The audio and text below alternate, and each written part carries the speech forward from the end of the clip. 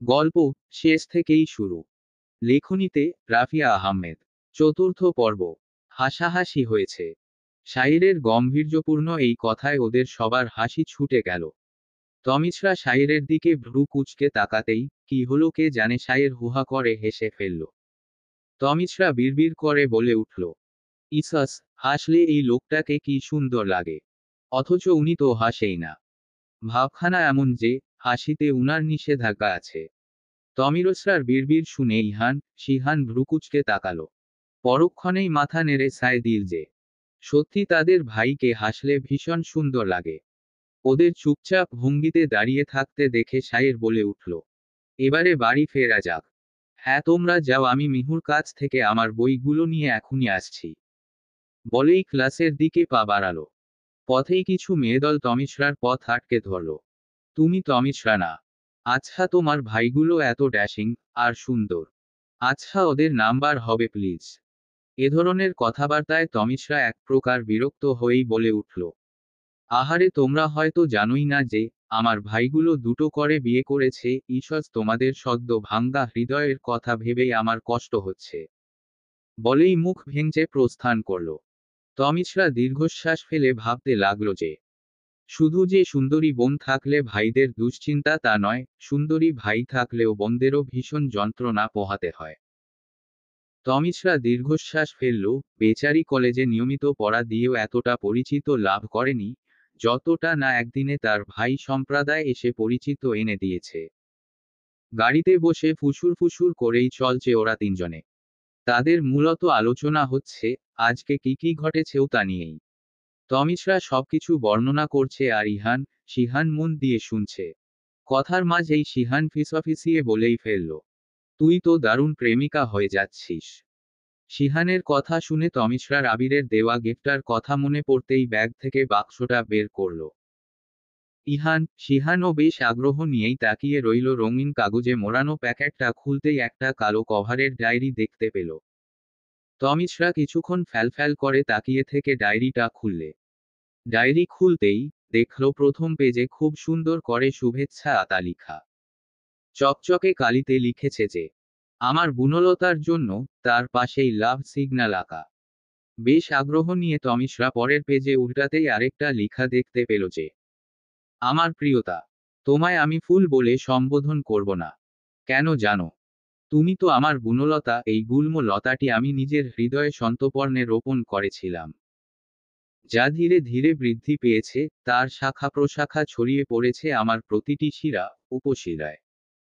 লতানো সে কুঞ্জ কড়ি থেকে শত শত মুকুল করেছে। ফুলে ফুলে ছেয়ে গেছে আমার পৃথিবী। তাই তুমি আমার বুনলতা, একান্তই আমার। লিখাটুকু পড়েই যেন তমিশরার মাথা ভনভন করে উঠল। এইটুকু লিখায় কি ছিল কে জানে। তমিশরার কাছে তা নেশার মতো মনে হচ্ছে। ইচ্ছে করছে এই লিখা চেপে একটা উপন্যাস বানিয়ে বারবার শুধু পড়তে আর পড়তে। হঠাৎ করে তমিশরার চোখ গেল একটি চিরকুটের দিকে। চিরকুটে লিখা, এই ডায়েরিটা তোমায় দিলাম। এর নাম রাখলাম অনুভূতি। এই জন্য যে তুমি এতে আমায় নিয়ে তোমার সকল অনুভূতি গুলো লিখবে, ছন্দে রূপ দেবে। লিখা শেষে আমি আবার ডায়েরিটা ফেরত নেব। আর শোন, এটি তোমাকে দেইনি, বরং আমানত দিয়েছি। আরেকটা কথা, কিছু পাতা পিন দিয়ে আটকে দেওয়া। তার উপরে লিখা, যখন তুমি খুব একা অনুভব করবে, আমায় খুব করে মনে পড়বে, তখন সে লিখা গুলো পড়বে কেমন। ইতি, তোমার শুভ্র পুরুষ। তমিছরা এবার পুরোপুরি শোক আবির তাকে নিয়ে এভাবে লিখবে, সে যেন ভাবে উনি। অপরদিকে তার বিস্ময়ে খেয়াল করেনি যে একজোড়া মুগ্ধ চোখ ক্ষণে ক্ষণে তারই দিকে নিবন্ধ। ঠিক তেমনি করে তৃপ্ত চক্ষুর মালিক একটি বারের জন্যও বুঝতে পারেনি প্রেয়সীর এই হাসির কারণ অন্য কেউ, যে খুব যত্নে তার প্রেয়সীর হৃদয়ের মালিকানা টুকে নিয়েছে। দেখতে দেখতে ওরা বাড়ি পৌঁছে গেল। তমিছরা এক ছুটে ভেতরে চলে গেল। অনেকদিন পর নানার বাড়ি এসেছে বিধায় বেশ খুশি সে। সন্ধ্যায় এক জমজমাট আড্ডা বসেছে। আড্ডায় মধ্যমণি হচ্ছে শাইর আর তার কোলে বসা যমজ নয় নিলয়। ওরা নতুন কথা শিখেছে, ফলস্বরূপ ভীষণ রকমের ভুল উচ্চারণ করে। এখন মূলত তাদের এই ভুল উচ্চারণ নিয়েই সবাই বেশ মাতামাতি করছে। শাইর তাদের কিছু জিজ্ঞেস করছে আর তারা ভুল বলতেই হেসে লুটোপুটি খাচ্ছে। তমিশ্রা এতে ভীষণ বিরক্ত। আরে ভাই, লাইফে একটা সময় সবাই একটু ভুল উচ্চারণ করেই। শায়ের নিজেও তা করেছে, আর এখন এদের নিয়ে হেসেই গড়াগড়ি খাচ্ছে। এর মাঝেই শায়ের বলে উঠল, কিরে আমাদের কথার রানী যে, মুখটাকে প্যাঁচির মতো করে রেখেছে। শায়েরের অচমকা এরূপ প্রশ্নে তমিশ্রা যেন কিছুটা ভড়কে গেল। কত বছর পর শায়ের তাকে এই নামে ডেকেছে। তমিশ্রা একটু উদাস হয়ে ভাবল, শায়ের, এই লোকটা তার বড্ড প্রিয় ছিল, সব সময় তাকে আগলে রাখত। ব্যাপারটা এমন যে, শায়েরের দেওয়া চকলেট না খেয়ে তমিশ্রার পেটের ভাত হজম হতো না। তমিশ্রা শায়ের দিকে ফিরল। শায়ের যেন সাথে সাথেই তার চোখের অভিযোগগুলো বুঝতে পারল। বহু পরিচিত সে অভ্যাসের ন্যায় আজও প্রেয়সীর মন ভালো করার দায়িত্ব নিজ কাঁধ পেতে নিল। তমিশ্রার মন ভালো করার জন্যই নিয়লোকে তমিশ্রার দিকে ইশারা করে বলে উঠল, তোমার এই আপুটার নাম জানো? নিলয় তার বড় বড় চোখ মেলে জানালে যে না, অর্থাৎ জানে না। শায়ের নরম কণ্ঠে বলে উঠে, ওর নাম তমিশ্রা। নিলয় অবাক হয়ে জিজ্ঞেস করে, তমিবা? সবাই হেসেই যেন কুটি কুটি। শায়ের তো রীতিমতো পেট চাপড়ে হাসছে। কোনো রকম হাসি থামিয়ে বলে উঠল, তমিবা? এর চেয়ে আমিবা সুন্দর ছিল না। বলতেই আবার সকলে যেন অট্টহাসি ফেটে পড়ল। তমিশ্রা ভীষণ রেগে গেল। এ নিয়ে এত হেসে গড়াগড়ি খাওয়ার মতো তেমন কারণ খুঁজে পেল না। রেগে চলে যেতে নিয়ে আবার থেমে গেল। মনে মনে ভাবল শায়েরকেও শায়েস্তা করেই যাওয়া প্রয়োজন। তাই নিলয়ের দিকে তাকিয়ে বলল, বাবু, তুমি কি তোমার এই ভাইয়ার নাম পারো? নিলয় মাথা নেড়ে জানালো যে পারে না। তমিশ্রা সুন্দর করে বলে উঠল, ভাইয়ার নাম হচ্ছে শায়ের ভাই। নিলয় বেশ উৎসাহ নিয়ে বলে উঠল, চায়ের ভাই? ব্যাস, আবারও হাসির রোল পড়ে গেল। তমিশ্রা তো খিলখিল করেই হাসতে লাগলো। আর শায়ের শুধু মুগ্ধ হয়ে দেখল সে হাসি, যে হাসির ঝলকে তার হৃদয়ে ঝড় উঠে। ভোরের আলো অনেকটাই ফুটে গেছে। তমিশ্রা এখনো পড়ে পড়ে ঘুমাচ্ছে। কাল রাতে আড্ডা বাজিতে ঘুমাতে অনেক দেরি হয়ে গেছে। কিন্তু তার শান্তির ঘুম খুব বেশি স্থায়ী হলো না। ইহান, শিহানের খটকটানিতে শেষ পর্যন্ত বেচারি উঠে বসলে। ওদের দিকে জিজ্ঞাসু দৃষ্টিতে তাকাতে ইহান বলে উঠল, অনেক দিন হয়েছে, সকাল সকাল হাঁটতে বের হইনি। তমিশ্রা উঠে বসল। এখন তার চোখে ঘুম আর ধরা দিবে না। তার চেয়ে বরং ওদের সাথে হাঁটতে যাওয়াটাই ভালো। তমিশ্রা ব্যস্ত হয়ে হিজাব বেঁধে নিল, তারপর ওদের সাথে বেরিয়ে পড়ল। সকালের দারুণ পরিবেশে তমিশ্রা ঘুম ঘুম ভাব মুহূর্তেই উবে গেছে। সত্যি প্রাকৃতির মণিমুগ্ধকর এই ছোঁয়া পেয়ে স্রষ্টার সৃষ্টির প্রশংসা না করে থাকা যায় না। তাকে নিয়ে লিখতে শুরু করলে কলমকালি শেষ হয়ে যাবে।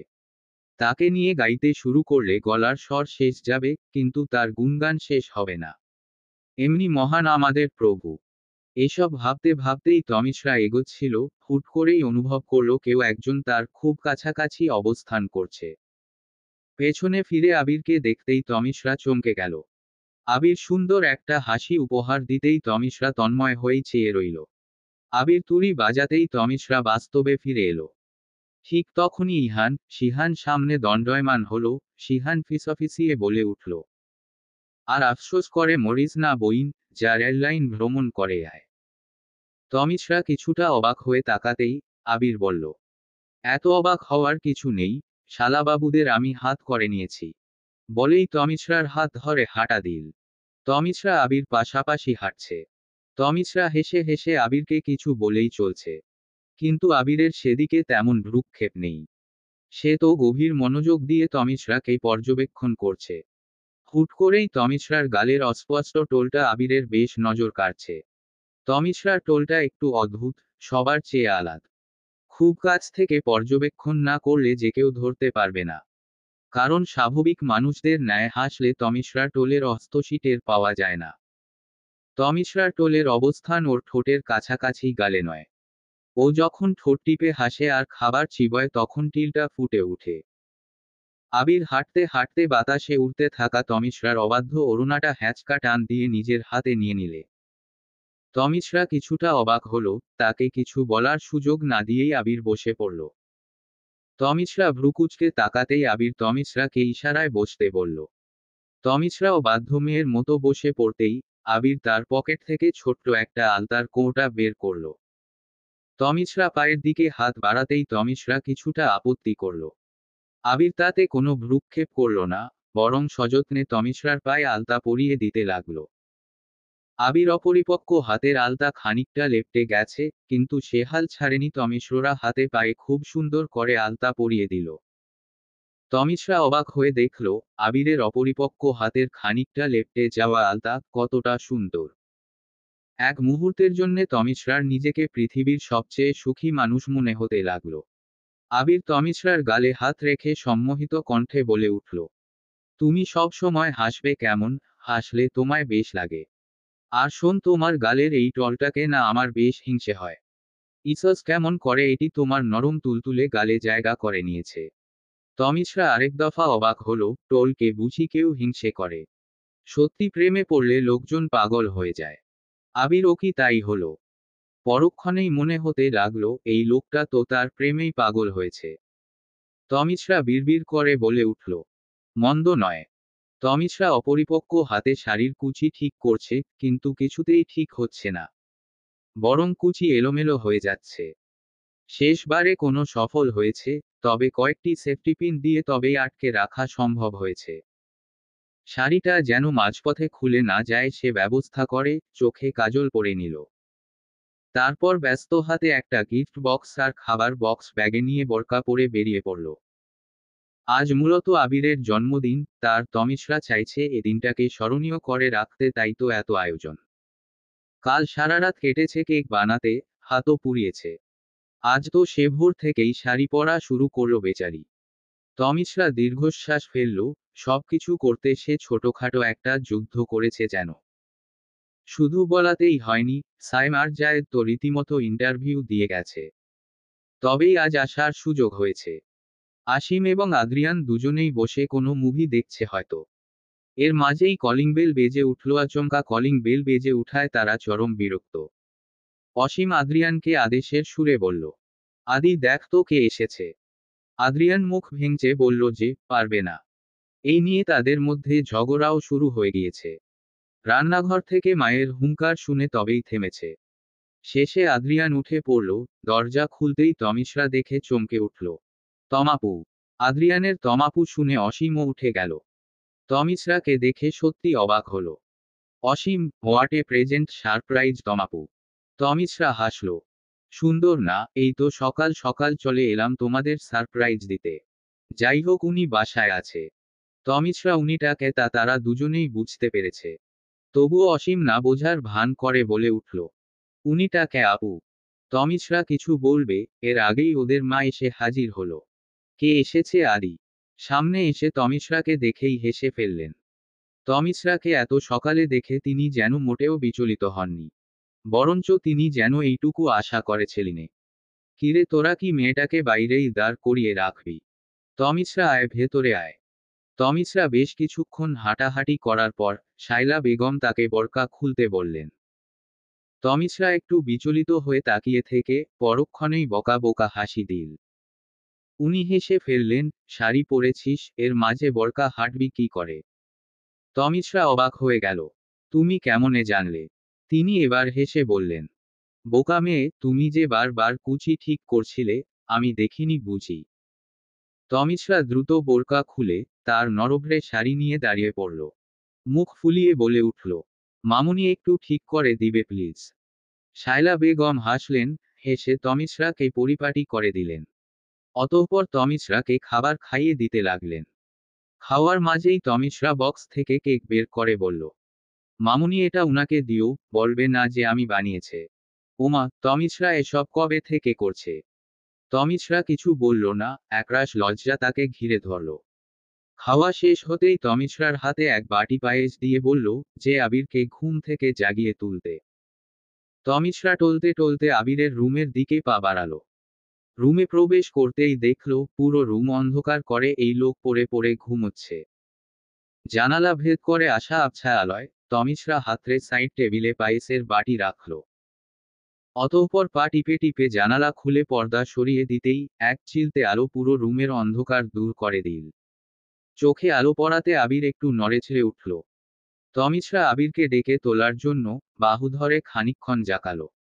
তাতে আবিরের ঘুমের কোনো ব্যাঘাত ঘটল না কিংবা তার মধ্যে কোনো নড়চড় দেখা গেল না।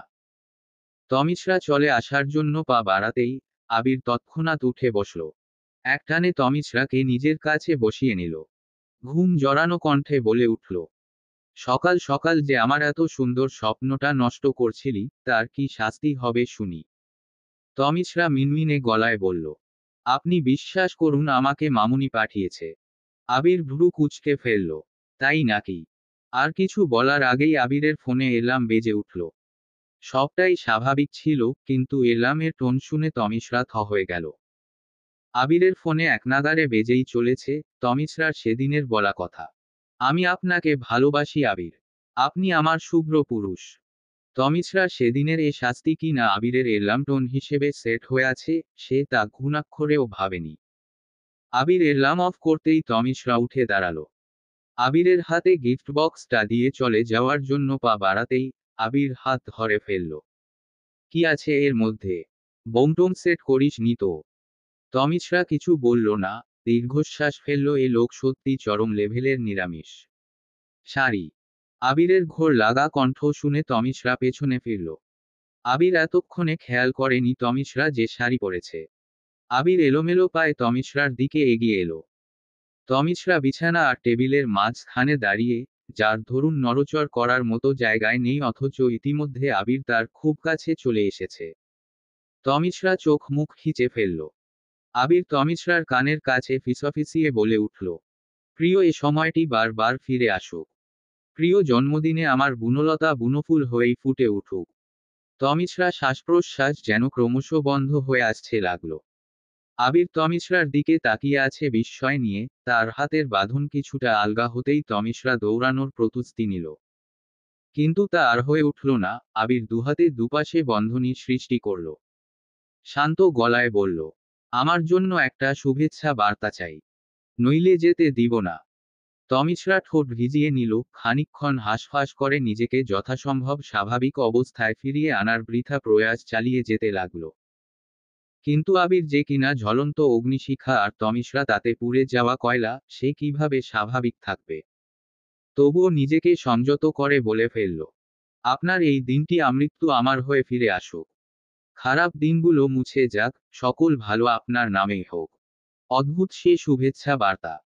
আবির তমিশরার হাত নিজের মুঠোয় নিয়ে পরম যত্নে হাত বুলানো একটি ক্ষত স্থানে ঠোঁট ছুঁয়ে বলে উঠল, বলেছিলাম না রান্নাঘরে সাবধান থাকতে, আমার হাত যেন না পুড়ে। তমিশরা কিছুটা অবাক হলো, আবিরের হাত কিভাবে পুড়ালো। কিছুতেই এই কথাটি তার মাথায় ঢুকছে না।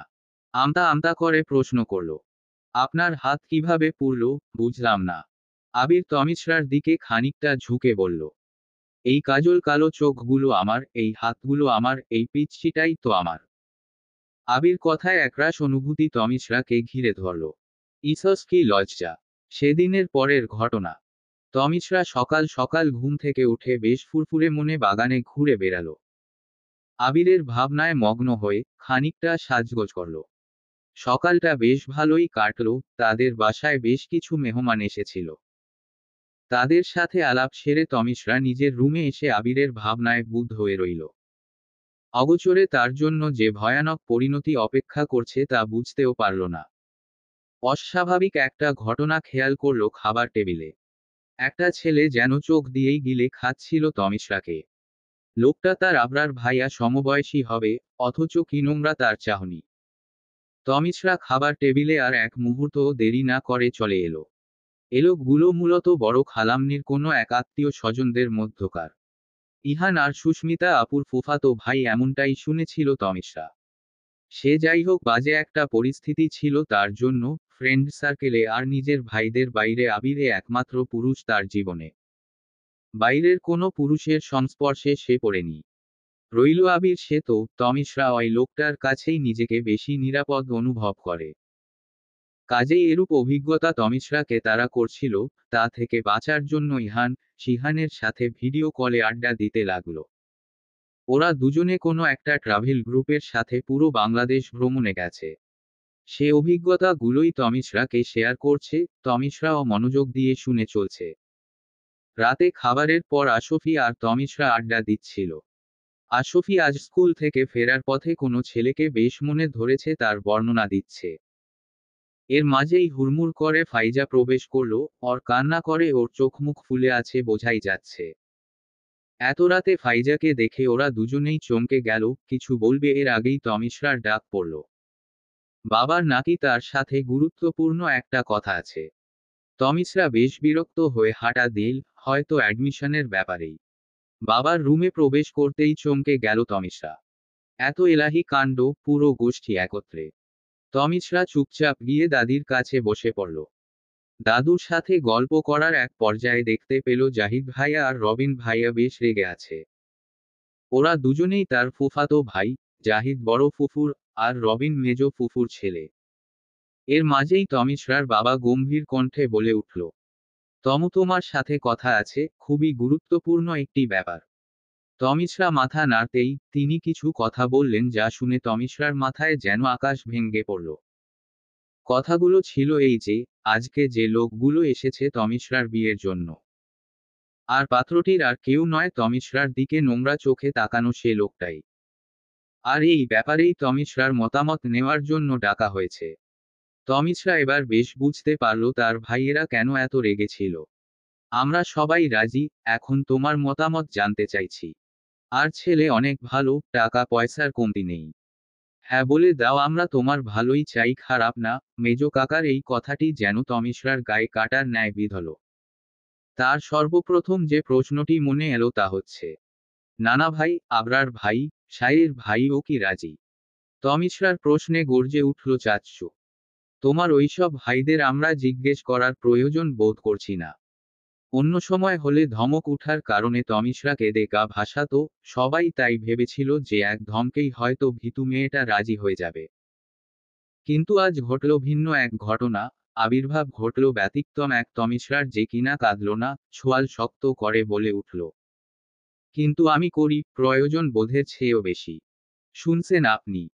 আমি এত কিছু শুনতে চাই না, না তোমার মতামত জানতে চাইছি, আমি তো তোমায় আমার সিদ্ধান্ত জানাতে ডেকেছি। বলেই তমিশরার বাবা উঠে দাঁড়ালো। তমিশরা নির্ভীকভাবে বলে উঠল, আমি এ বিয়েতে মতামত দিচ্ছি না বাবা। আমার এখনো অনেক স্বপ্ন বাকি। ছেলের সাথে কথা হয়েছে, তোমার পড়াশোনা কন্টিনিউ থাকবে। এবার তমিশরা গর্জে উঠল, আমি সম্মতি দিচ্ছি না তো বাবা। আমার তিয়াস আপু এখনো পড়ছে, সুস্মিতা আপু পড়ছে, আমিও পড়ব।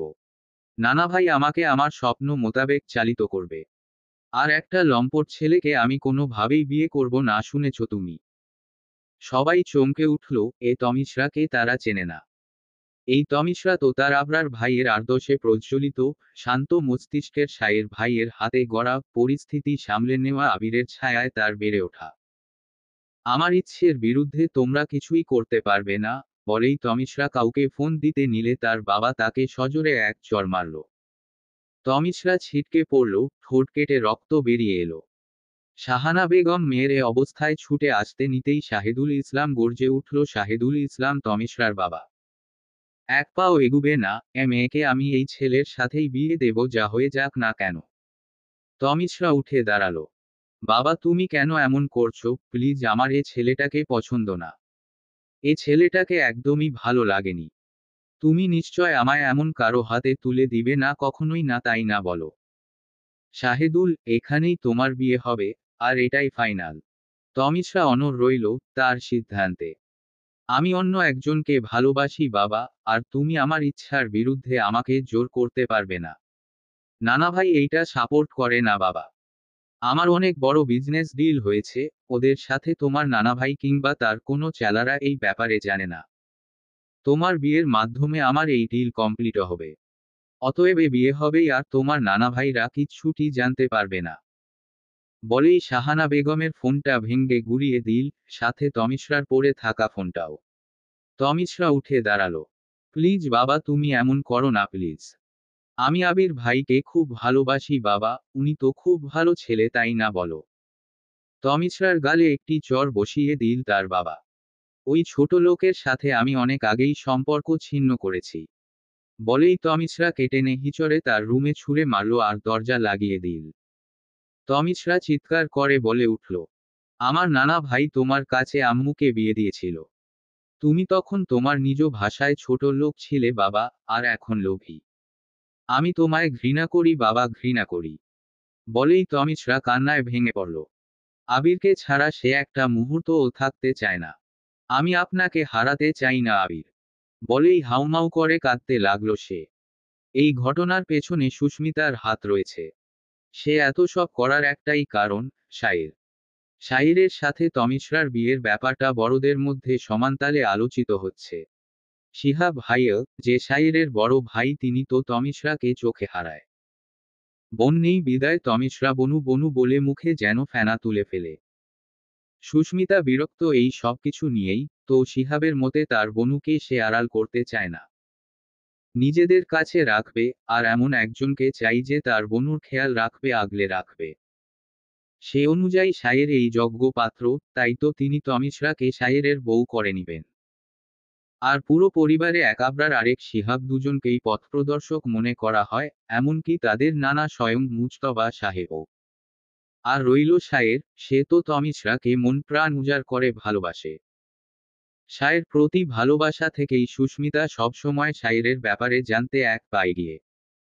তার প্রতিটা পদক্ষেপ সে তিল তিল করে বিশ্লেষণ করে, তবেই বুঝতে পেরেছে শায়ের তমিশ্রাকে কতটা ভালোবাসে। লাস্ট শায়েরের ডায়েরি পড়ে সুস্মিতা নিশ্চিত হয়েছিল। সেদিন থেকেই এরূপ কোনো সুযোগের অপেক্ষাতেই ছিল। তমিশ্রাকে তার ফুফাতো ভাই ফায়াজ দেখার পর ভীষণ পছন্দ করল। বড়লোক বাবার বকে যাওয়া ছেলে ফায়াজ, তমিশ্রার বাবার সাথে বিজন্যাস ডিল করেছে শুনেই সুস্মিতার কুটিল মন যেন আকাশের চাঁদ হাতে পায়। নিজের প্ল্যান অনুযায়ী সবটা কাজে লাগায়। তবে পুরোটা সময় সে খেয়াল রেখেছে তমিশ্রার যেন কোনো ক্ষতি না হয়। শাইর ভাইয়ের গলায় আগে সারাটা দিন ঝুলে থাকলেও, এখন তার থেকে তমিশ্রা পালিয়ে বাঁচতে চায়। এই কথাটা সুস্মিতা খুব ভালো করেই জানে, তার জানা মতে ফায়াজ ভালো ছেলে, তমিশ্রা ভালো থাকবে। সুস্মিতা দীর্ঘশ্বাস ফেলে বলল, শরীরে তমু কি করব বল, ভালোবাসার জন্য যে একটু আধটু স্বার্থপরতা করতেই হয়। প্রায় ভোরের দিকে তমিশ্রা মেঝেতে বসে ঝিমুচ্ছে, সারা রাত বসে বসে কান্না করেছে। এখন একটু চোখে ঘুম ধরা দিতেই ঘুমে ঢুলুঢুলু হয়ে পড়ল তমিশ্রা। কার অফিসানিতে তমিশ্রার ঘুম ছুটে গেল। জানালার দিকে কারো অবয়ব দেখতে পেল, আওয়াজটা মূলত ওখান থেকেই আসছে। তমিশ্রা ক্ষণকাল বিলম্ব না করেই ছুটে গেল, পর্দা সরাতেই পরিচিত দুটি মুখ সামনে ভেসে উঠল। অবাক হয়েই বলে ফেলল, জায়েদ, সায়েম তোরা। সায়েম, পুছস, আসতে বল। আমাদের আফসি জানিয়েছে তোর কোন বোন সাইজানা কার অ্যাকাউন্ট থেকে ট্যাক্স করেছিল।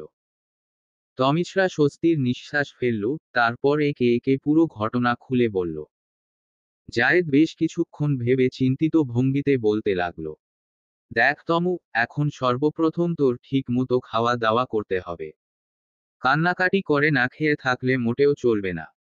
আরে আমরা বড়জোর হেল্প করব, মূল সংগ্রাম তো তোকেই করতে হবে, তাই না বল। তমিশ্রা মাথা নাড়ল, সায়েমও তাতে সায় দিয়ে বলল, তুই দুর্বল হলে চলবে না তমু, আর মোটেও ভয় পাবি না, আমরা আছি তো। খুব বেশি নাইহান কিংবা সিহান পর্যন্ত খবর পৌঁছাতে পারলেই এনাফ। ওরা ট্যুরে গেছে। আজ বোধহয় কোনো পাহাড়ি এলাকায় আছে, নেট পাওয়াই যাচ্ছে না। জায়েদের মুখটা হঠাৎ জ্বলজ্বল করে উঠল। দেখে মনে হচ্ছে খুব ভালো বুদ্ধি পেয়েছে। তমিশ্রা জিজ্ঞাসু দৃষ্টিতে তাকাতেই জায়েদ বলতে শুরু করল, শোন একটা আইডিয়া, যতদূর শুনেছি তোর বাবা বিয়ের প্রদান আজকে করছে না, তো আমাদের জন্য এই একদিনেই যথেষ্ট, বুঝতে পারলি। তোর নানার বাড়ির ঠিকানা দে, আমি ওইদিকে যাব। সাইম আবির ভাইয়ের কাছে যাবে, আর বাকি তনু আর মিহু তো ফোন ট্রাই করছেই। এখন তুই যা করবি তা হচ্ছে, তোর বাবা যদি ইমোশনাল ব্ল্যাকমেইল করতে আসে, প্রথম একটু তোত্তারামো করে রাজি হয়ে যাবি, ব্যাস, উনি আর কোনো উল্টাপাল্টা সিদ্ধান্ত নিবেন না। এতে করে পরিস্থিতি আমাদের নিয়ন্ত্রণে থাকবে, যা করার করতে পারবো। কি হলো, পারবি তো? তমিশ্রা মাথা নাড়ল, অর্থাৎ বেশ পারবে।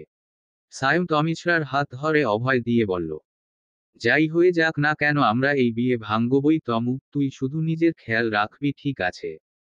জায়েদ, আমরা আসছি, নিজের খেয়াল রাখবি তমু। আর বাকি কথা শেষ করার পূর্বেই দরজা খোলার আওয়াজে তমিশ্রা সতর্ক অবস্থান গ্রহণ করে নিল। তার ভাবনাকে সঠিক করেই রুমে তার বাবা প্রবেশ করল। তমিশরা প্রথমে খুব উগ্র ব্যবহার প্রদর্শন করলেও একসময় বাবার ইমোশনাল বুলি গুলোতে তাল মেলাতে লাগলো। জায়েদের প্ল্যান অনুযায়ী তমিশরা বেশ সফলতা অর্জন করল। জানালো বাবা যা বলেন তাই হবে।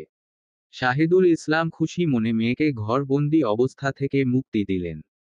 তমিশরার রাজি হওয়াটা যেন তিনি আগে থেকেই জানতেন, মেয়েটা কত ভালোবাসে বাবাকে ভেবেই খুশি হলো। তবে নজরদারি রাখতে ভুললেন না। এত কিছুর পরও একটি বারের জন্য তিনি নিজের কাছে অপরাধ বোধ করেননি। বরং তিনি মনে করছেন যা করেছেন মেয়ের ভালোর জন্যই করেছেন। দেখতে দেখতে একটি দিন কেটে গেল, পুরোটা দিন তমিশরা কাঁদতে কাঁদতে পার করেছে। আবিরের কথা মনে পড়তেই বুক ভেঙে কান্না আসছে। ইসাস, লোকটা হয়তো জানেও না তার প্রিয়তমা কতটা খারাপ সময় পার করছে। আচ্ছা উনি কি আমাকে কে ছাড়া থাকতে পারবে? একটুও কষ্ট হবে না? মনে পড়বে তো আমায়? কথাটি ভাবতেই তমিশরার বুক ছিঁড়ে কান্নারা সব দলা পাকিয়ে এলো। আবিরকে ছাড়া সে কতটা অসহায় একমাত্র সে নিজেই জানে। ব্যাপারটা এমন যে, তার মাথার ৩৬০ কোণ জুড়ে সারাদিন আবিরে ঘোরাফেরা করে। সে লোকটাকে ছাড়া বেঁচে থাকা অসম্ভব, একেবারেই অসম্ভব। আপনি কেন আমার হবেন না? তমিশরা এরূপ প্রশ্নে চারপাশের পরিবেশটা বেশ ভারী হয়ে উঠল। তমিশরার হুট করেই মনে হতে লাগলো, তার বুঝি আর কখনো হাসা হবে না। ইসাস, মৃত্যুর আগ পর্যন্ত কতটা সময় কাটাতে হবে উনাকে ছাড়া। কত ইচ্ছে ছিল উনার সাথেই বৃদ্ধ হবে, জীবনের প্রতিটা মুহূর্ত একসাথে পার করবে। অথচ সবকিছু এত দ্রুত শেষ হয়ে গেল। তাদের পথচলা এত দ্রুত শেষ হয়ে যাবে তা হয়তো ভাবতেও পারেনি তমিশরা। এসব ভাবতে ভাবতে একসময় ঘুমিয়ে পড়ে, ক্লান্ত চোখজোড়া ঘুমের রাজ্যে পাড়ি জমালো তমিশরা। তমা! এই রকম অস্পষ্ট ডাকে তমিশরার ঘুম ভাঙ্গে। ঘুমের ঘোরেই ডাক ভালো করে বুঝতেই এক লাফে উঠে বসে। জানালার পাশে আবিরকে দেখে, সব অনুভূতিগুলো যেন হৃদয়ে উপচে পড়ে। তমিশরা অস্ফুটে আবির বলতেই, আবির তমিশরাকে থামিয়ে দিল। ছাদে এসো প্লিজ, বলেই আবির ছাদের দিকে পা বাড়ালো। তমিশরা আর এক মুহূর্তও দেরি করল না, এক ছুটে ছাদে চলে গেল। আবিরের অবয়ব স্পষ্ট হতেই তার বুকে ঝাঁপিয়ে পড়ল। আবির কিছুটা পিছিয়ে গিয়েও নিজেকে সামলে নিল, পরক্ষণেই নিজেও খুব শক্ত করে জড়িয়ে ধরল তমিশরাকে। তমিশরা অনবরত কেঁদেই যাচ্ছে, আবিরও একটি বারের জন্য থামতে বলেনি। কেঁদে নিজেকে হালকা করে নেওয়াটাই শ্রেয়। অনেকক্ষণ সময় পর তমিশরা ভাঙ্গা কণ্ঠে বলে উঠল, আমি আপনাকে ছাড়া থাকতে পারবো না আবির। বলেই আবার কান্নায় ভেঙে পড়ল। তমিশরা কান্না বাড়ছে বই কমছে না। আবির তমিশরাকে দোলনায় বসিয়ে দিল, অনেক কষ্টে কান্না থামাতে সক্ষম হলেও পুরোপুরি হয় না। চারপাশে ভয়ঙ্কর এক ধরনের নীরবতা নেমে এলো। যে নীরবতা দুটি হৃদয়কেই গ্রাস করছে। হৃদয় বিদারক এক বিচ্ছেদের পূর্বাভাস, এই শীতল নীরবতা তমিশরাকে যেন আরো বিষিয়ে তুলছে। তমিশরা থেকে থেকে ফুপিয়ে উঠছে। আবির এবার তমিশরাকে নিজের কাছে টেনে এনে চোখের পানি মুছিয়ে দিয়ে বলল, কাঁদিস না প্লিজ, আমার খুব কষ্ট হয়। তমিশরা ভাঙ্গা গলায় বলল, আপনাকে হারানোর শোক যে আমার সারা জীবন কাঁদলেও শেষ হবে না। আবির কিছু বলল না, শুধু তমিশরার হাতটা শক্ত করে ধরল। আমাকে আপনার সাথে নিয়ে যাবেন আবির প্লিজ। বিশ্বাস করুন আমার খুব কষ্ট হচ্ছে, আমি নিঃশ্বাস নিতে পারছি না। আমাকে আপনার সাথে নিয়ে চলুন। তমিশরার এরূপ কথা বার্তা ক্রমশ রেড়ে চলছে। এতক্ষণে চুপচাপ নীরবতা পালন করছিল, নীরবতা ভেঙ্গে আবির বলে উঠল, আমি তোকে পুরোটাই চেয়েছিলাম তমা, কিন্তু আমার সাধ্য নেই। মনে আছে একবার খুব রাগ করেছিলি আর আমি একটা গান গেয়েছিলাম, বলতে পারবি? তমিশরা অস্ফুটে বলে উঠল, ওই যে, তোমাকে ছোঁয়ায় নেই তো আমার সাধ্য। আবির হাসল, জানিস গুণলতা, তোকে ছোঁয়ায় সাধ্য আমার সত্যি নেই। কিছুক্ষণ থেমে আবির ফের বলল, আমি এক গরিব প্রেমিক তমা, তোমাকে দেওয়ার মতো মেয়ে কিছুই নেই। না, এমনটা বলবেন না। আমার বেশি কিছু লাগবে না, আমি শুধু আপনাকে চাই। আমি আপনাকে নিয়েই বাঁচতে চাই, প্লিজ আমি বাঁচতে চাই আবির। আমি দীর্ঘশ্বাস আর আক্ষেপ নিয়ে বাঁচতে চাই না, আমি একটু বুক ভরে নিঃশ্বাস নিতে চাই। তমিশরার আহাজারি আবিরের হৃদয়টাকে ক্ষতবিক্ষত করে দিচ্ছে। সে যে এ মেয়েটাকে প্রচণ্ড ভালোবাসে, তার চোখের পানি যে তার সহ্য হয় না। কি করে বলবে যে বাঁচার জন্য প্রতিটা মুহূর্ত তমিশরাকে তার চাই। আবির দীর্ঘশ্বাস ফেলল, যে মেয়েটার মুখে শাইরের কথা শুনেই সে রেগে যেত, সহ্য করতে পারত না, সে মেয়েটা এখন অন্য কারো হয়ে যাবে। সে সম্পূর্ণ অন্য কারো হয়ে যাবে, কিভাবে সহ্য করবে সে? আমাকে নিয়ে যাবেন আপনার সাথে প্লিজ। আবির তমিশরার দিকে তাকিয়ে শান্ত কণ্ঠে বলে উঠল, তমা, আমার পরিবারের অবস্থা তুই জানিস। আমি তো বড় ছেলে তাই না বল? জানিস তো বাবার শরীর খারাপ। পরিবারের পুরো দায়িত্ব আমার উপর। আমাকে ক্ষমা করে দে প্লিজ, আমি তোর প্রতি নিজের দায়িত্ব পালন করতে পারিনি। আমি আর কিছু বলতে পারল না, কণ্ঠ যেন মিয়ে গেল। তমিশরা বেশ বুঝতে পারল আবির যে কান্না করছে। তমিশরা অবাক হলো, একজন পুরুষ কতটা অসহায় হলে এভাবে কান্না করতে পারে। সে ভুলে গেল তার কতটা কষ্ট হচ্ছে। তার কাছে মনে হচ্ছে আবিরের কষ্টের পাল্লাটাই বেশি ভারী, তাই আর কষ্ট বাড়াতে চায় না। যতই হয়ে যাক আবিরের সামনে কাঁদবে না। তমিশরা ঊর্ধ্বশ্বাসে বলে ফেলল, আজকের এই সময়টুকু আমাকে দেবেন প্লিজ। আমি আপনার বুকে মাথা রেখে ঘুমাবো। আবির কিছু বলল না, শুধু তমিশরাকে আগলে নিল। জানেন তো, আমি সারা জীবন আপনার ভরসাযোগ্য বিশাল বুকটায় মাথা রাখতে চেয়েছিলাম, তা আর হলো না। আপনার ঘুমন্ত মুখখানা দেখে দিন শুরু করার ইচ্ছেটাও অপূর্ণ রয়ে গেল আবির। এত এত অপ্রাপ্তি নিয়ে কিভাবে বাঁচব বলবেন আমায়? আমার প্রাপ্তির খাতা যে একেবারে শূন্য। আবির তমিশরাকে শক্ত করে জড়িয়ে ধরে রাখল, যতটা শক্ত করে জড়িয়ে ধরলে একজন আরেকজনের হার্টবিট শোনা যায়। এরূপ কথা বলতে বলতে তমিশরা এক পর্যায়ে ঘুমিয়ে পড়ল। আবির তমিশরার চুলে বিলি কাটছে, হৃদয় অগ্নিগিরির যে লাভা দগদগ করে ফুটছিল প্রিয়তমার ছোঁয়ায়, তা এখন অনেকটাই শান্ত। তমিশরা হয়তো জানেও না কি কি ঘটতে চলেছে। বেচারি ভাবছে কোনোভাবেই বিয়েটা ভেঙে দিবে, কিন্তু এসব কিছুই এখন অসম্ভব, তাদের পথচলা শেষ। আজকের পর হয়তো তাদের পথ চলার সমাপ্তি ঘটবে। তবুও শেষ প্রহরে এসে আবিরের খুব করে বলতে ইচ্ছে করছে, আমরা যদি আরেকটু একসাথে থাকতে পারতাম।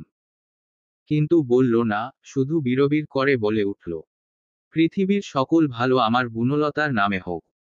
ভোরের আলো ফোটার কিছুক্ষণ আগেই আবির তমিশরাকে জাগিয়ে তুলবে তুলবে করেই সমস্ত রাতটুকু কেটে গেল।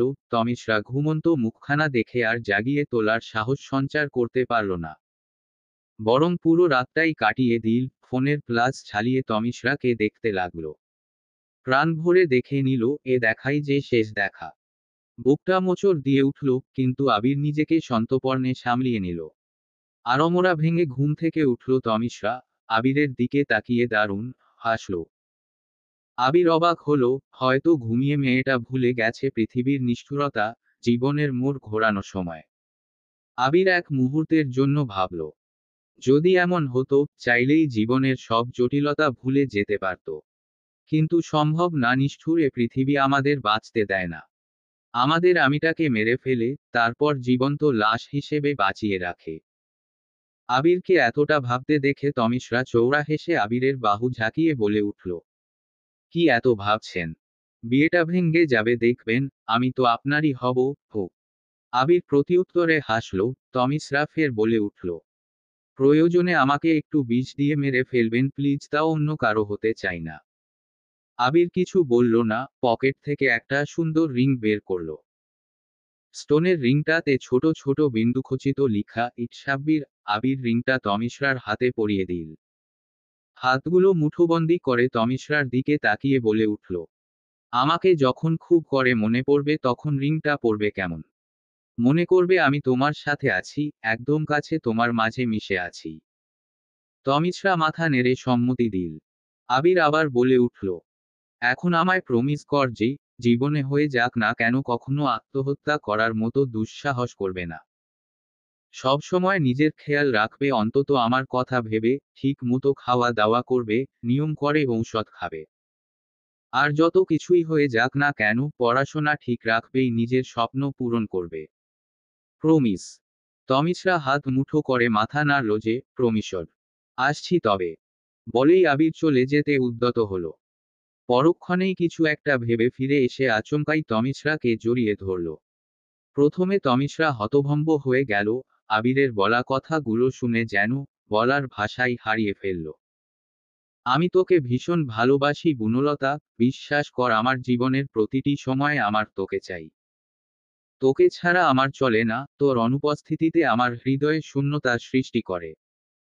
বিলিভ মি, আমার সাধ্য থাকলে আমি তোকে একদম আমার করে রেখে দিতাম। একান্ত আমার করে। কিন্তু ওরা তোকে আমার হতে দিল না। আমি যে ভয় তোকে লুকিয়ে ভালোবেসেছিলাম, সে ভয়টাই সত্যি হলো।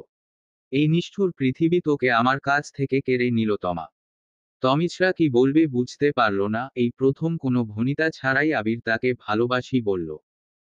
আবির দাঁড়িয়ে পড়ল, চলে যেতে নিতেই তমিশ্রা হাত ধরে ফেলল।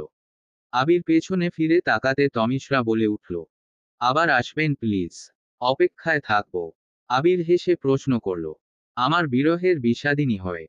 তমিশ্রা ভ্রু কুঁচকে প্রশ্ন করল, কি? আবিরের বুক ছিঁড়ে দীর্ঘশ্বাস বেরিয়ে এলো।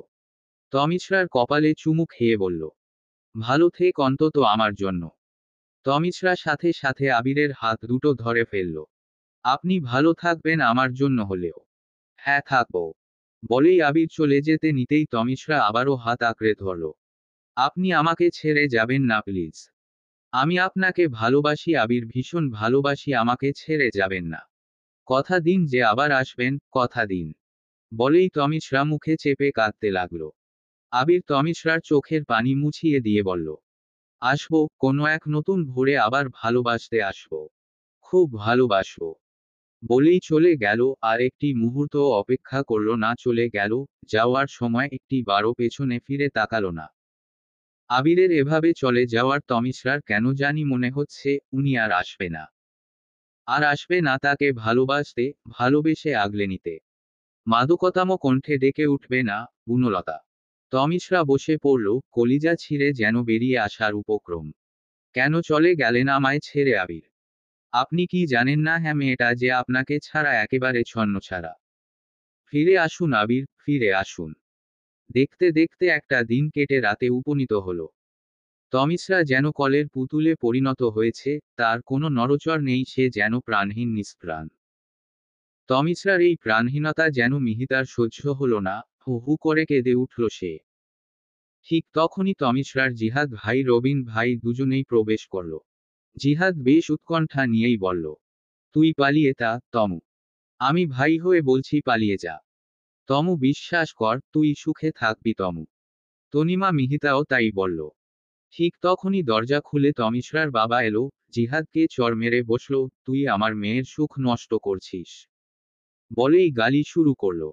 এক পর্যায়ে ওদের টেনে হিঁচড়ে নিয়ে গেল। রবিন চেঁচিয়ে বলে উঠল, আপনি পস্তাবেন মামা, অনেক পস্তাবেন।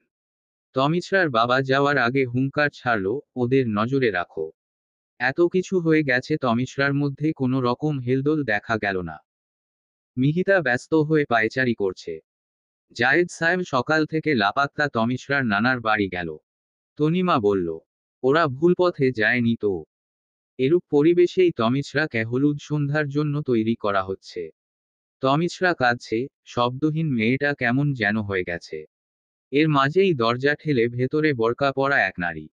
মুখ খুলতেই তমিশ্রা বলে উঠল, সুস্মিতা আপু। হ্যাঁ সুস্মিতা। মনের সাথে যুদ্ধ করে সে নিজেকে শান্ত রাখতে পারছিল না। তখন ইহানকে ফোন দিয়ে বনিতাহীন প্রশ্ন করল, কিন্তু কেটে গেল। পরক্ষণেই সিহান কলব্যাক করতেই সুস্মিতা প্রশ্ন করল যে, আমাদের তমু কি কাউকে ভালোবাসে শিহু?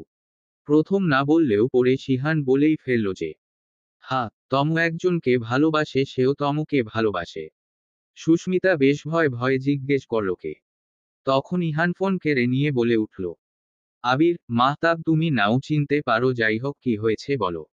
সুস্মিতা খানিকটা মিথ্যে বলল, আমাদের ফায়াজ ভাই তমিশ্রাকে বিয়ে করতে যাচ্ছে, আর আঙ্কেল বিজুন্নাস ডিলের জন্য তমিশ্রাকে জোর করছে। ইহান তেতে উঠল, তুমি জানো ফায়াজ ভাই কতটা চরিত্রহীন? কি বলছো এসব? সুস্মিতা এবার চুপ থাকতে পারল না, বেরিয়ে পড়ল বাসা থেকে। ইহান সিহানও তাই করেছে। তাদের নানা ভাই ও বাড়ি নেই, কাজেই সবাইকে এক করতে হবে।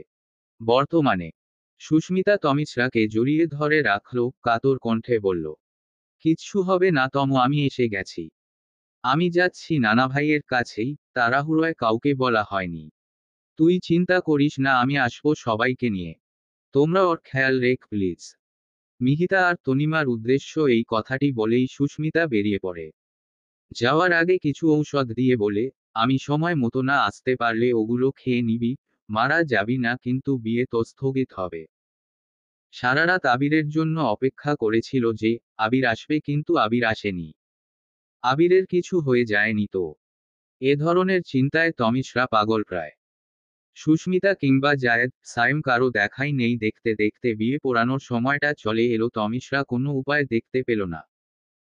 রইল সুস্মিতার দেওয়া ঔষধগুলো। বউ সাজতেন চায় সে একমাত্র আবিরের জন্য, অন্য কারো জন্য নয়। তাই ৭-৫ না ভেবে ঔষধগুলো খাওয়া জন্য তৈরি হতেই গালে সজোরে এক থাপ্পড়ে পড়ল। তমিশরার বাবা হাতের ঔষধগুলো ফেলে দিয়ে তাকে টেনে হিঁচড়ে নিয়ে গেল বিয়ের আসরে। তমিশরা আশেপাশে কিচ্ছু দেখতে পেল না, শুধু বারবার মনে হতে লাগলো সে অন্য কারো হতে যাচ্ছে। তখনই কাজী সাহেব বলে বিয়ে পড়ানো শুরু করলো। তমিশরা তমিশরা চোখ বন্ধ করে, একবার প্রথম থেকে শেষ অবধি ভেবে নিল।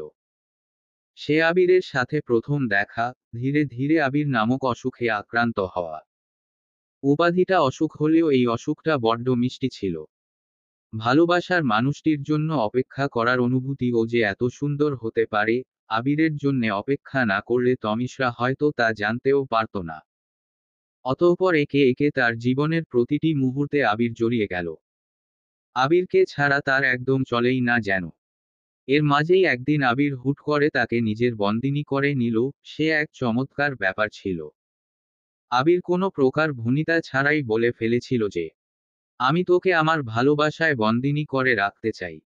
তুই আমার বিরহের বিষাদিনী হবি, আমার সঞ্চারিণী হবি, আর কারো না। ব্যাস, আবির তমিশরার উত্তর জানতে চায়নি, বরং তার সিদ্ধান্ত জানিয়েছে। তমিশরার ব্যাপারটা দারুণ লাগছিল। কি সুন্দর করে অধিকার খাটাচ্ছে। তারপর একটা ঝড় এলো, সব শেষ করে দিয়ে গেল। যে মানুষটাকে ভালোবাসে তাকে রেখে আরেকজনের নামে মেহেদি পড়তে হয়েছে। কালকের সারাদিনেও আবিরের কোনো রকম খোঁজ পাওয়া যায়নি। মানুষটা তাকে প্রচণ্ড ভালোবাসে, চোখের সামনে তার অন্যের হয়ে যাওয়াটা অনেক কষ্টের নয় কি? এই যে আজ সব শেষ। এত কষ্টের মাঝেও তমিশরার হুট করে একটা দুশ্চিন্তা মাথা চাড়া দিয়ে উঠল, উনি ঠিক আছে তো? তমিশরার ভাবান্তর অবস্থায় শাহেদুল ইসলাম তার বাহু ধরে ঝাঁকিয়ে উঠলেন। এতে যেন তমিশরা বাস্তবে পর্দাপণ করল। ফের তমিশরার কানে হুজুরের একটা রিনরিনে কণ্ঠস্বর ভেসে এলো, মা কবুল বল। কথাটি যেন তমিশরার মস্তিষ্কের নিউরনে বিশালাকা একটা ঝাপটার সৃষ্টি করল।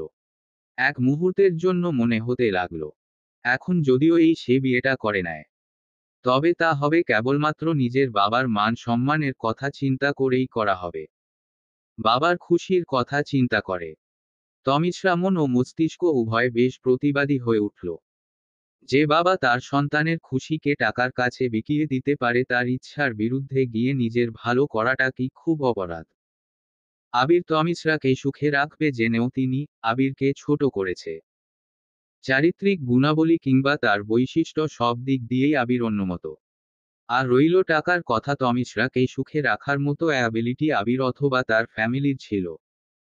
কিন্তু তার বাবা লোভী মানুষ, যার কিনা কারি কারি টাকার ডিল সাইন করানো লাগবে তার মেয়ের বিনিময়ে। সে বাবার বিরুদ্ধে যাওয়াটা তমিশরার কাছে খুব একটা দোষের মনে হলো না। তাই নিজের বিচলিত কণ্ঠস্বর অবিচল রেখেই তমিশরা প্রতিউত্তর করল, আমি এই বিয়ে করব না। শাহেদুল ইসলাম চমকে গেলেন, মিনমিনে কণ্ঠে বলে উঠল, এসব কি বলছো মা? বাবার মান সম্মান ক্ষুণ্ণ করো না। আমার লক্ষ্মী মা। তমিশরা দাঁতে দাঁত চেপে বলে উঠল, যে বাবা নিজের মেয়ের কথা ভাবে না, শুধু টাকার পিছু ছোটে, তার আবার মান সম্মান?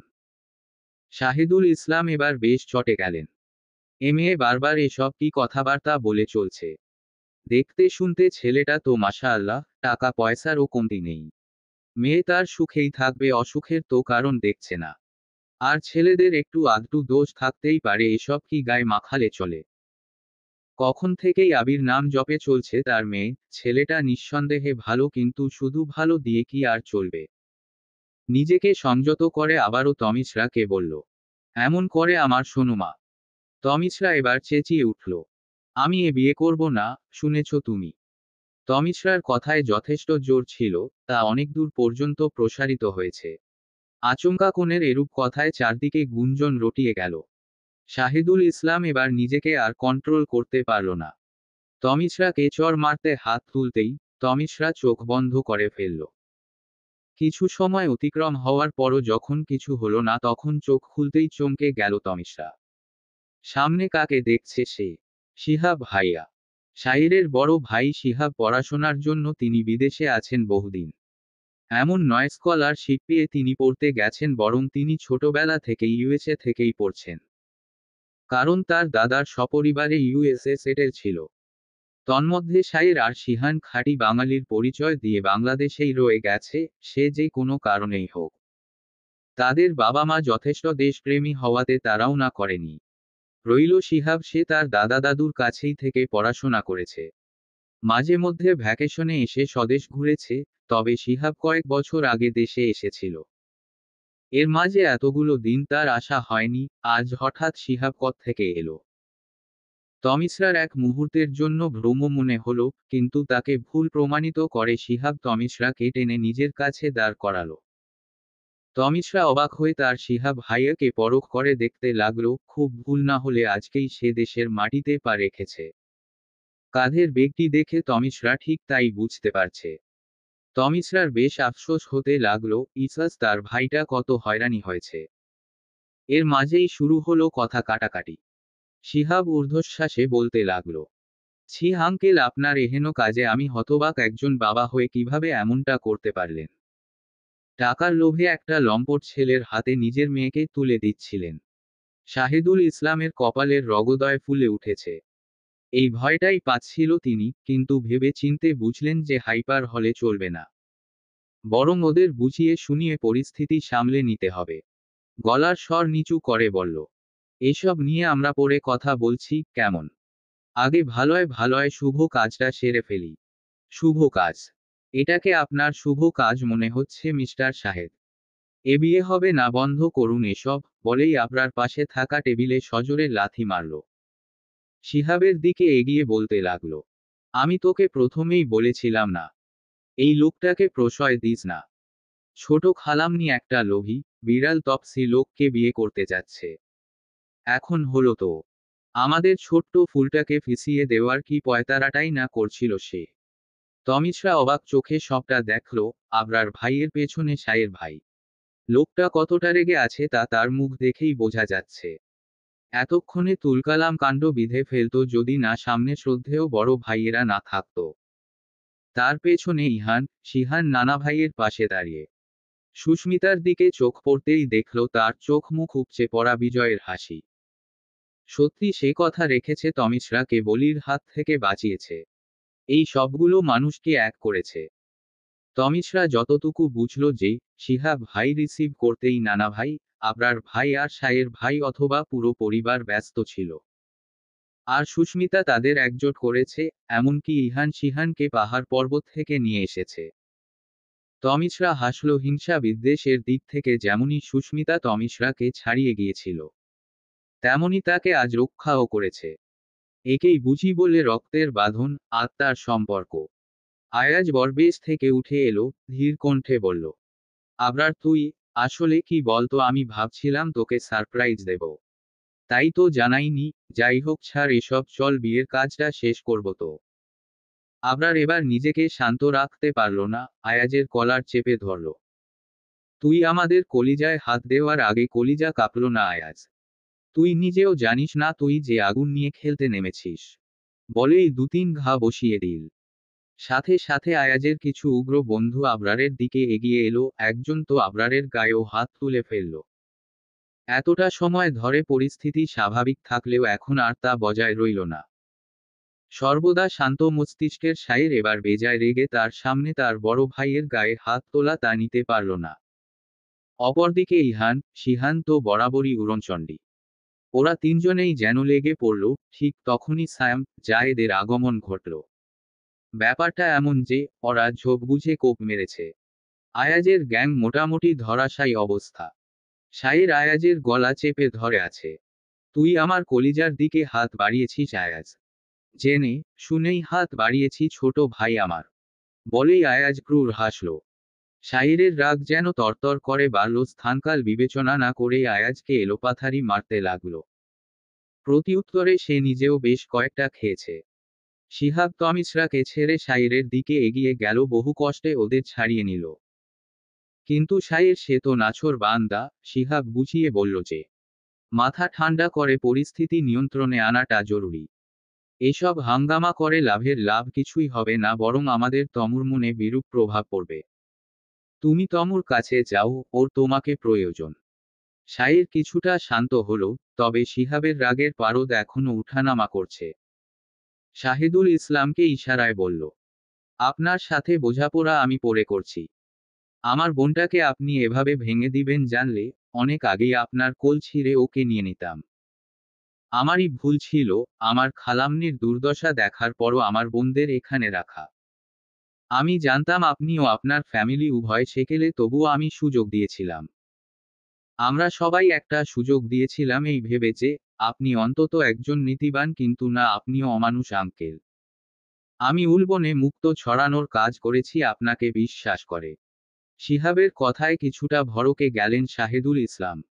অপরদিকে শিহাব সরে যেতেই তমিশরা ছুটল নিজের রুমের উদ্দেশ্যে।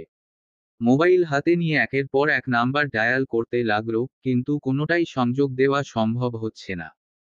তমিশরা পেছনে ফিরে জায়েদকে দেখতে পেয়েই বলে উঠল, জায়েদ, আমাকে আবির ভাইয়ের কাছে নিয়ে চল প্লিজ। আমার উনাকে প্রয়োজন জায়েদ। জায়েদ প্রতিউত্তর করল না, নির্বিকার চেয়ে রইল। তমিশরা সাইমের দিকে এগিয়ে গেল। সাইম, তুই কিছু বল প্লিজ। পুরো 2টা দিন হতে চলল, উনার কোনো খোঁজ নেই। তুই তো উনার খোঁজেই গিয়েছিলি, তাই না বল? উক্ত ঘটনার কিছুই বুঝল না ইহান কিংবা শিহান। জানতে চাইতেন ওরা দুজনে ইশারা ইঙ্গিতে যতটুকু সম্ভব বুঝিয়ে বলল। ইহান একটু এগিয়ে তমিশরাকে বলল শান্ত হতে। তমিশরা তাতে কান দিল না, সে তার আহাজারি চালিয়ে গেল। মিহিতা, তনিমা কেউ তমিশরাকে শান্ত করতে পারল না। তমিশরার পাগলামিতে মগ্ন হয়ে কেউ খেয়ালও করতে পারল না শাহির যে এখানে উপস্থিত। শাহির শুকনো ঢোক গিলে তমিশরার দিকে এগিয়ে গেল, এক হাতে তাকে আগলে নিতেই তমিশরা বিরস চোখে তাকিয়ে আকুতি করল, ওদেরকে বলুন না আমার আবিরকে এনে দিতে, প্লিজ শাহির ভাই। তমিশরার দৃষ্টি ঝাপসা, সাথে শাহিরের হৃদয়েও পুড়ে যাওয়া ধোঁয়ায় ঝাপসা ভাবের সৃষ্টি হলো। তমিশরা যে আমার আবির বলছিল, কথাটায় হৃদয়ের কোথাও একটা চিনচিনে ব্যথা শুরু হয়েছে, যা সমগ্র হৃদযন্ত্র গ্রাস করছে। নিজের প্রেয়সীর মুখে এমন একটি বাক্য শোনার মতো কষ্ট বুঝি পৃথিবীতে দ্বিতীয়টি নেই। শাহিরকে নিশ্চুপ থাকতে দেখে তমিশরা ফের ছটফট শুরু করল। সাইম এবার নির্বিকার চিত্তে বলে উঠল, আবির ভাইয়েরা চলে গেছে তমিশরা, সম্পূর্ণ পরিবার সমেত। তার কোনো বন্ধুবান্ধবও বলতে পারে না কোথায় গিয়েছে তারা। নিজেদের সকল সম্পদ বিক্রি করে তারা এখান থেকে চলে গেছে। তমিশরা শাহিরের বাহুডোর থেকে নিজেকে ছাড়িয়ে নিল, জোরপূর্বক হেসে বলল, এখন অন্তত মজা করিস না সায়েম। তোদের কোথাও ভুল হচ্ছে। অসীম আমাকে কিছু হলেও বলতো। অসীমের ফোনেও সংযোগ দেওয়া সম্ভব না তমু। সায়েম বেশ শান্ত ভঙ্গিতে বলল।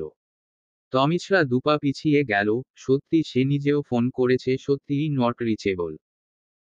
তমিশরার অনুভূতিগুলো সব এলোমেলো হয়ে বিক্ষিপ্তভাবে ছড়িয়ে পড়ল, বারংবার একটি কথাই হৃদয়ের দেওয়ালে প্রতিধ্বনিত হচ্ছে, তবে কি উনাকে হারিয়ে ফেললাম আমি? তমিশরা কিছু বলল না, দুর্বল শরীর নিয়ে লুটিয়ে পড়ল।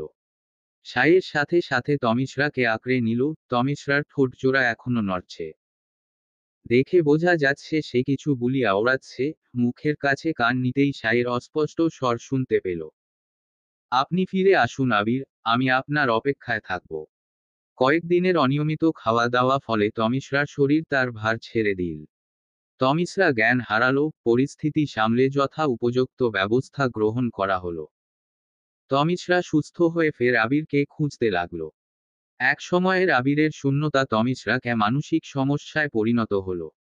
তমিশরা একটা মেন্টাল ট্রমায় পড়ে গিয়েছিল।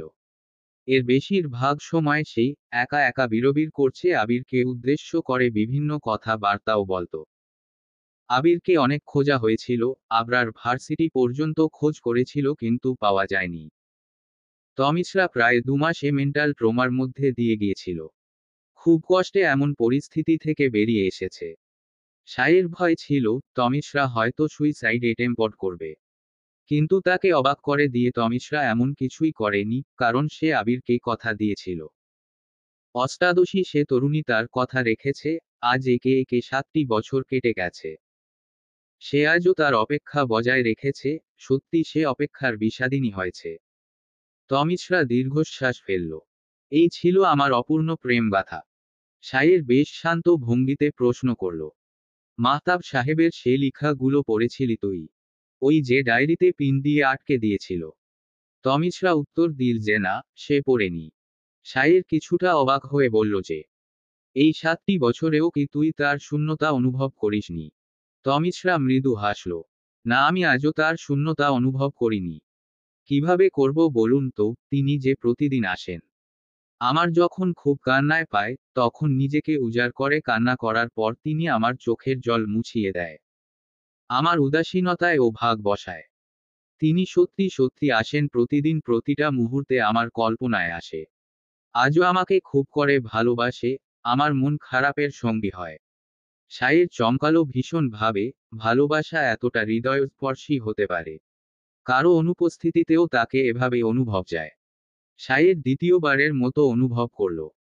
ভালোবাসা মানের সঞ্চার করে, পাথরের বুকে ফুল ফোটায়, পানিতে তলানি জমিয়ে পাথরে পরিণত করে। ভালোবাসা এক অদ্ভুত শক্তি কিংবা ক্ষমতা, যাই হোক না কেন, এ যেন এক মৃত সঞ্জীবনী। আমি আপনাকে বিয়ে করতে সম্মতি দিচ্ছি সাইয়ের ভাই। তমিশ্রার এরূপ কথায় সাইয়ের ফের চমকে উঠল। বুঝতে পারল না সে খুশি হবে কিনা। তমিশ্রার দীর্ঘশ্বাস আর দীর্ঘায়িত হল। সে ভেবেই ফেল না, মানুষগুলো এত আজব কেন। আকাশের দিকে স্থির দৃষ্টি নিবন্ধ করে রইল। তাদের এই বিশাকার নৌকায় এত মানুষগুলোর অস্তিত্ব এখন টেরই পাওয়া যাচ্ছে না। চারপাশে নদীর কলকল শব্দ আর মাঝি শক্ত হাতে দাঁড় বাইছে।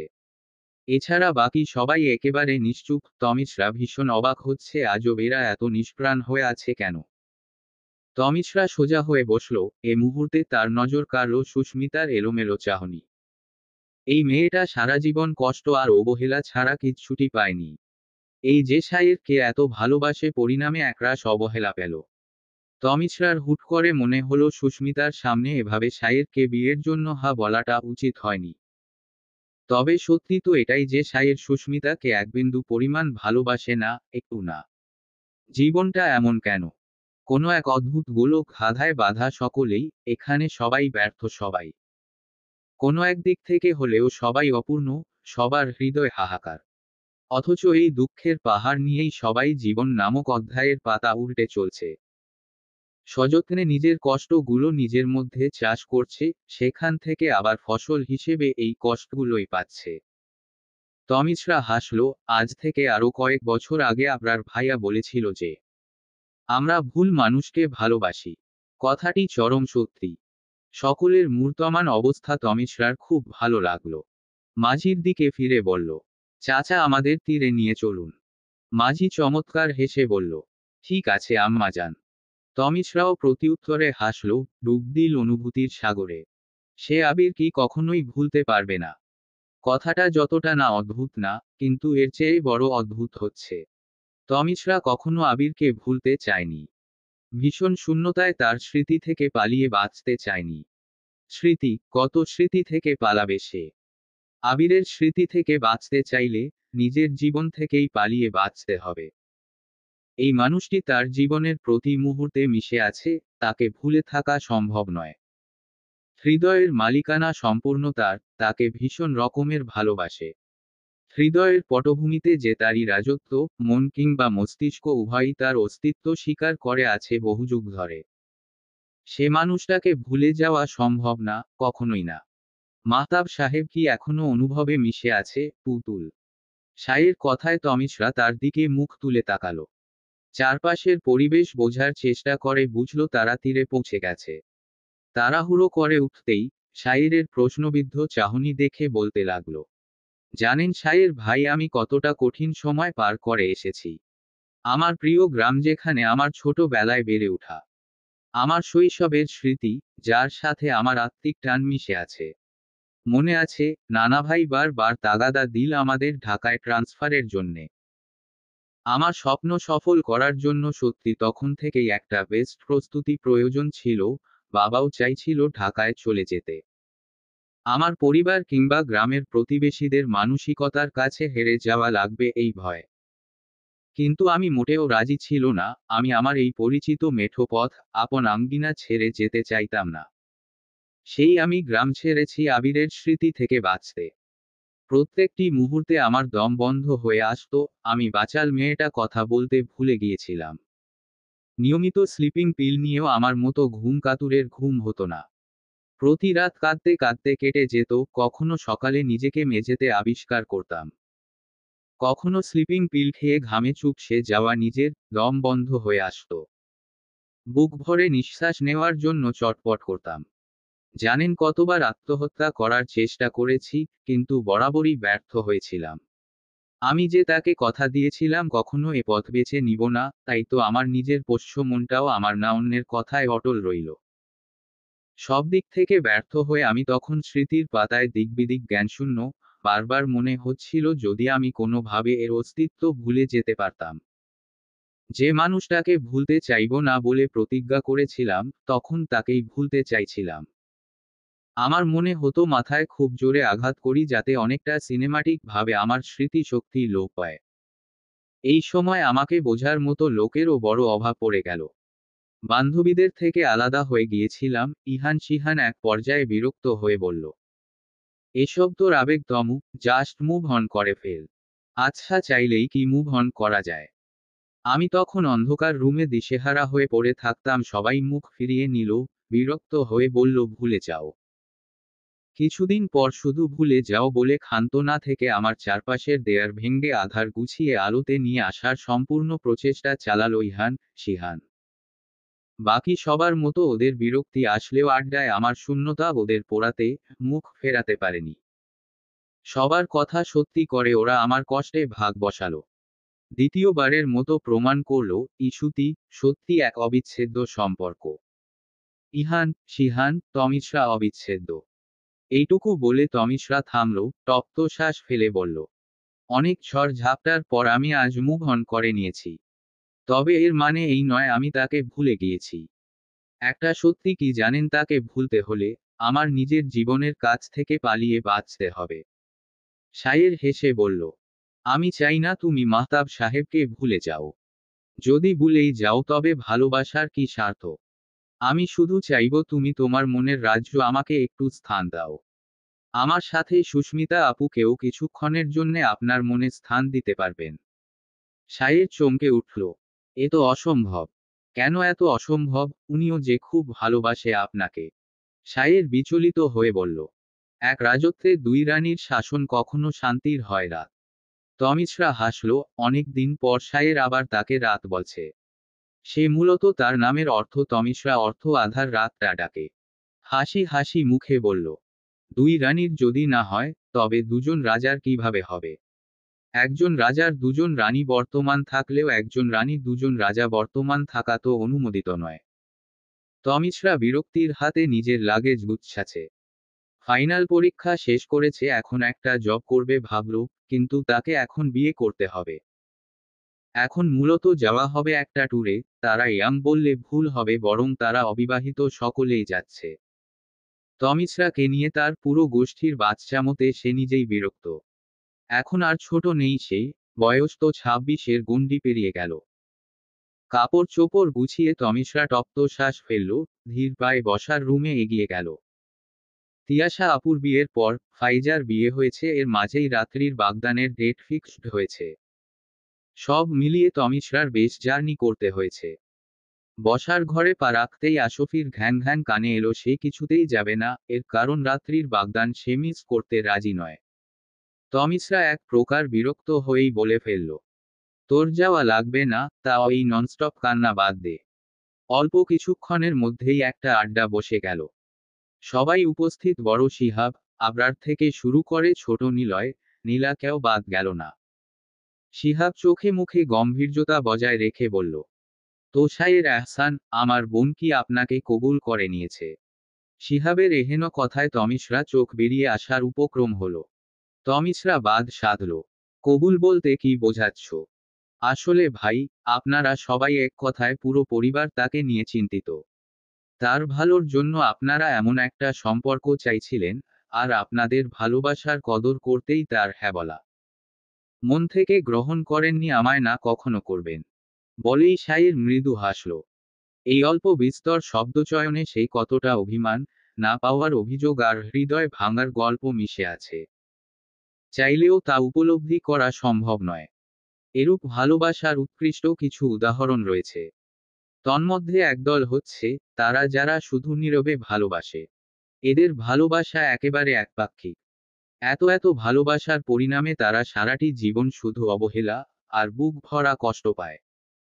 এদের কাছে সুখ বলতে কিছুই নেই, সুখ নামক পাখি অনেক আগেই এদের আকাশ ছেড়ে পাড়ি জমিয়েছে। ভালোবাসার মানুষটাকে দূর থেকে অন্যকে ভালোবাসতে দেখে নীরবে চোখের জল ফেলাই যেন তাদের প্রধান কাজ। সুস্মিতা তাদের একজন। আরেক প্রকার ভালোবাসার উদাহরণ হলো, তারা ভালোবাসে ভালোবাসার মানুষটিকে নিজের করে পেয়েও যায়। অদ্ভুতভাবে সে ভালোবাসার মানুষটির সাথে বেঁচে থাকার সুখ অনুভব করতে পারে। তার ঘুমন্ত মুখ দেখে দিনের সূচনা হয়, বিশেষ মুহূর্তগুলো তার হাতে হাত রেখে কাটিয়ে দিতে পারে। শুধু একটা জিনিসে তাদের ভাগ্যে জোটে না, তা হলো ভালোবাসার মানুষটির ভালোবাসা পায় না। বরং এতটা কাছে থেকেও বারবার উপলব্ধি করে তার প্রিয় মানুষটি অন্য কাউকে ভালোবাসে। খুব দ্রুতই তাদের মধ্যকার একজন হতে চলছে শাইর। আর তমিশরা তাদের দলে অন্তর্ভুক্ত, যারা খুব ভালোবাসার মানুষটির ভালোবাসা পেয়েছে। তার সাথে অতিরঞ্জিত কিছু স্মৃতি আছে, কিছু মুহূর্ত আছে। এক সাগর ভালোবাসা পাওয়ার পর খুব বাজে ভাবে এরা তাদের ভালোবাসার মানুষটিকে হারিয়ে ফেলেছে। পাওয়া না পাওয়ার ভিড়ে পেয়ে হারানোর বেদনটা বুঝি একটু বেশি। এরূপ পরিবেশ সুস্মিতার আর সহ্য হলো না। তার পৃথিবীতে সুখবিলাস নিষিদ্ধ এই কথাটা এত দিন ধরে জেনে এসেছে। তবে তার পৃথিবীতে আর কখনো সুখের বিরবে না জেনে এখন নিজেকে স্বাভাবিক রাখাটা বেশ কষ্টসাধ্য। মানুষ তো আশায় বাঁচে, আর সে তো চিরতরে আশা হারাচ্ছে। তার জীবন এখন শুধু বয়ে চলা নদীর স্রোতের ন্যায় যতদূর গিয়ে থমকে দাঁড়ায়। জীবনের কাছ থেকে চাওয়ার মতো কিছুই রইল না সুস্মিতার, এখন শুধু অপেক্ষা। বড় নিষ্ঠুর এ অপেক্ষা, জীবন সমাপ্তির অপেক্ষা। সুস্মিতা চলে যাওয়ার জন্য পা বাড়াতেই শিহাব বাদ সাধল। সে কি সুস্মিতা কোথায় যাওয়া হচ্ছে?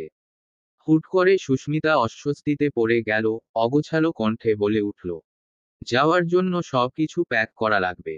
শিহাব হেসে বলল, যাও। এর মাঝেই আবরার বাদ সাধল, সে স্বাভাবিক ভঙ্গিতে বলল, আমি চাই না সুস্মিতা তোদের সাথে যাক। তমিশরা অবাক হয়ে প্রশ্ন করল, কেন? আবরার শুধালো, সে তুমি বুঝবে না তমু, তবে এতটুকু শুনে নাও। এরূপ বিষাক্ত মানুষগুলোর থেকে দূরে থাকাই শ্রেয়। আমি চাই না সুস্মিতা তোমার আবার ক্ষতিকর কিছু করে বসুক। সুস্মিতা যেন কথা বলার ভাষা হারিয়ে ফেলল। সে এতটা ঘৃণিত হয়ে গেছে। এর মাঝেই তমিশরা ঘোর আপত্তি করে বসল। সে সুস্মিতাকে ছাড়া যাবে না কোনো ক্রমে। ঠিক তখনই সুস্মিতার ফোনে রিং হতে লাগলো। সুস্মিতা ফোন কানে নিয়ে কথা বলতে লাগলো, উত্তরগুলো এমনভাবে দিল যে সবাই বুঝল সুস্মিতার কোনো গুরুত্বপূর্ণ পরীক্ষা বা কাজ আছে। সুস্মিতা হেসে বলল, আমার ইন্টার্নশিপে জরুরি কাজ পড়ে গেছে, আমার এমনিতেই যাওয়া হচ্ছে না। বলেই চলে গেল, এক মুহূর্তের জন্য দাঁড়ালো না। হোটেল তাজে এসে পৌঁছেছে ওরা।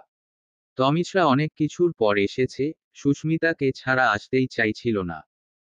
এখন এসেছে শায়ের, ইহান, শিহান, তমিশরা, নীলা, নিলয় আর তিয়াশাও তার হাজবেন্ড।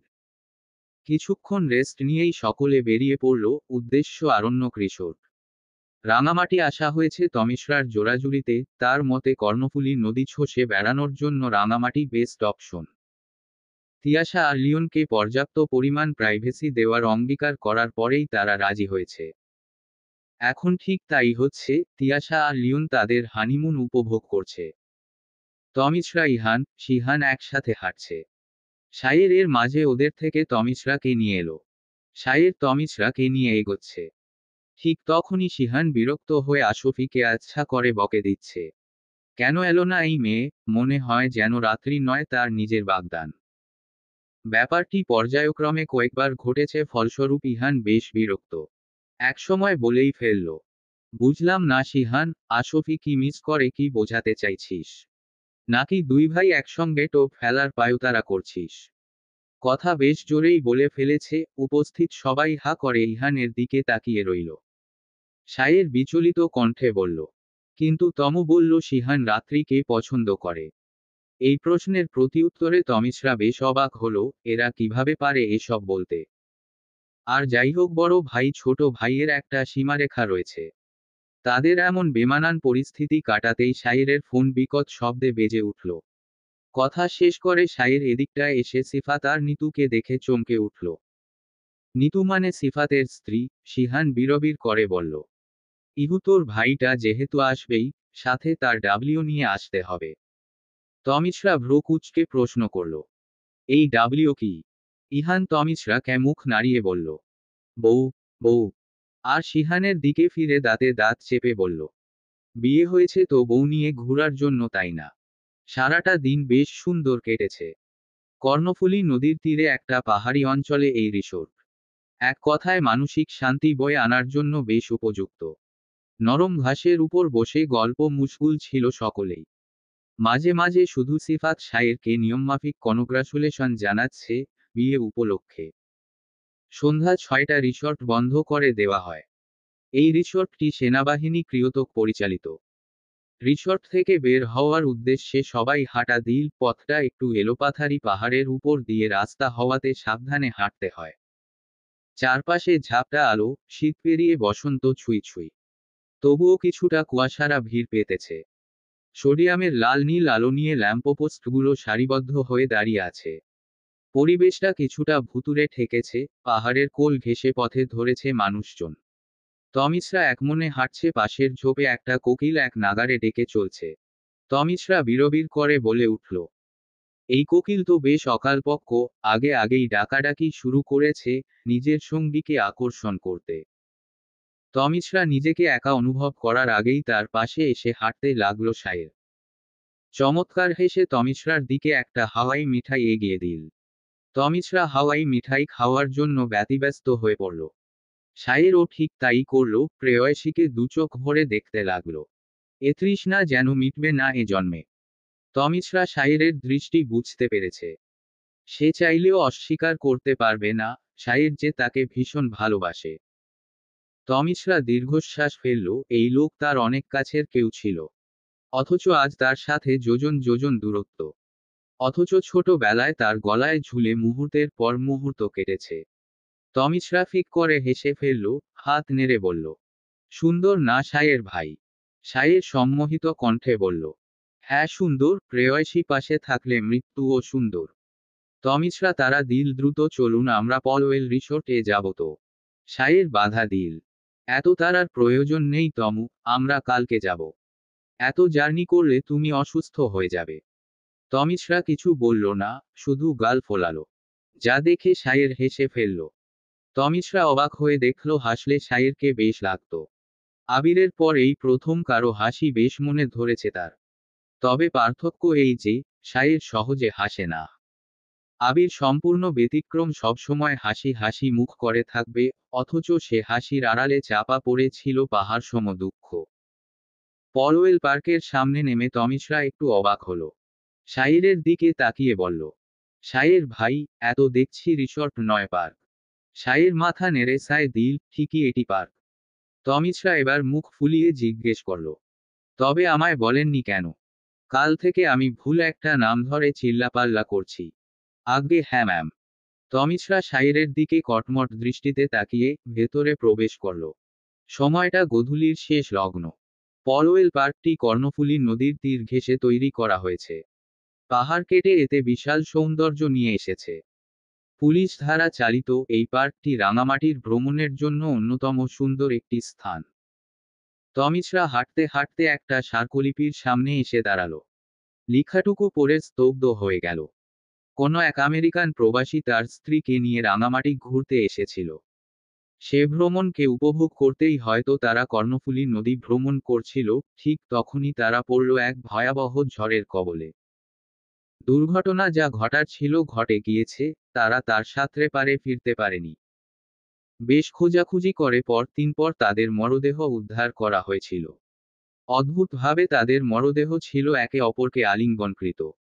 ভালোবাসা কি অদ্ভুত! মৃত্যু মুখে একজন আরেকজনকে হারানোর চিন্তা ভাবনা করেনি, বরং ভালোবেসে মৃত্যুকে আলিঙ্গন করেছে।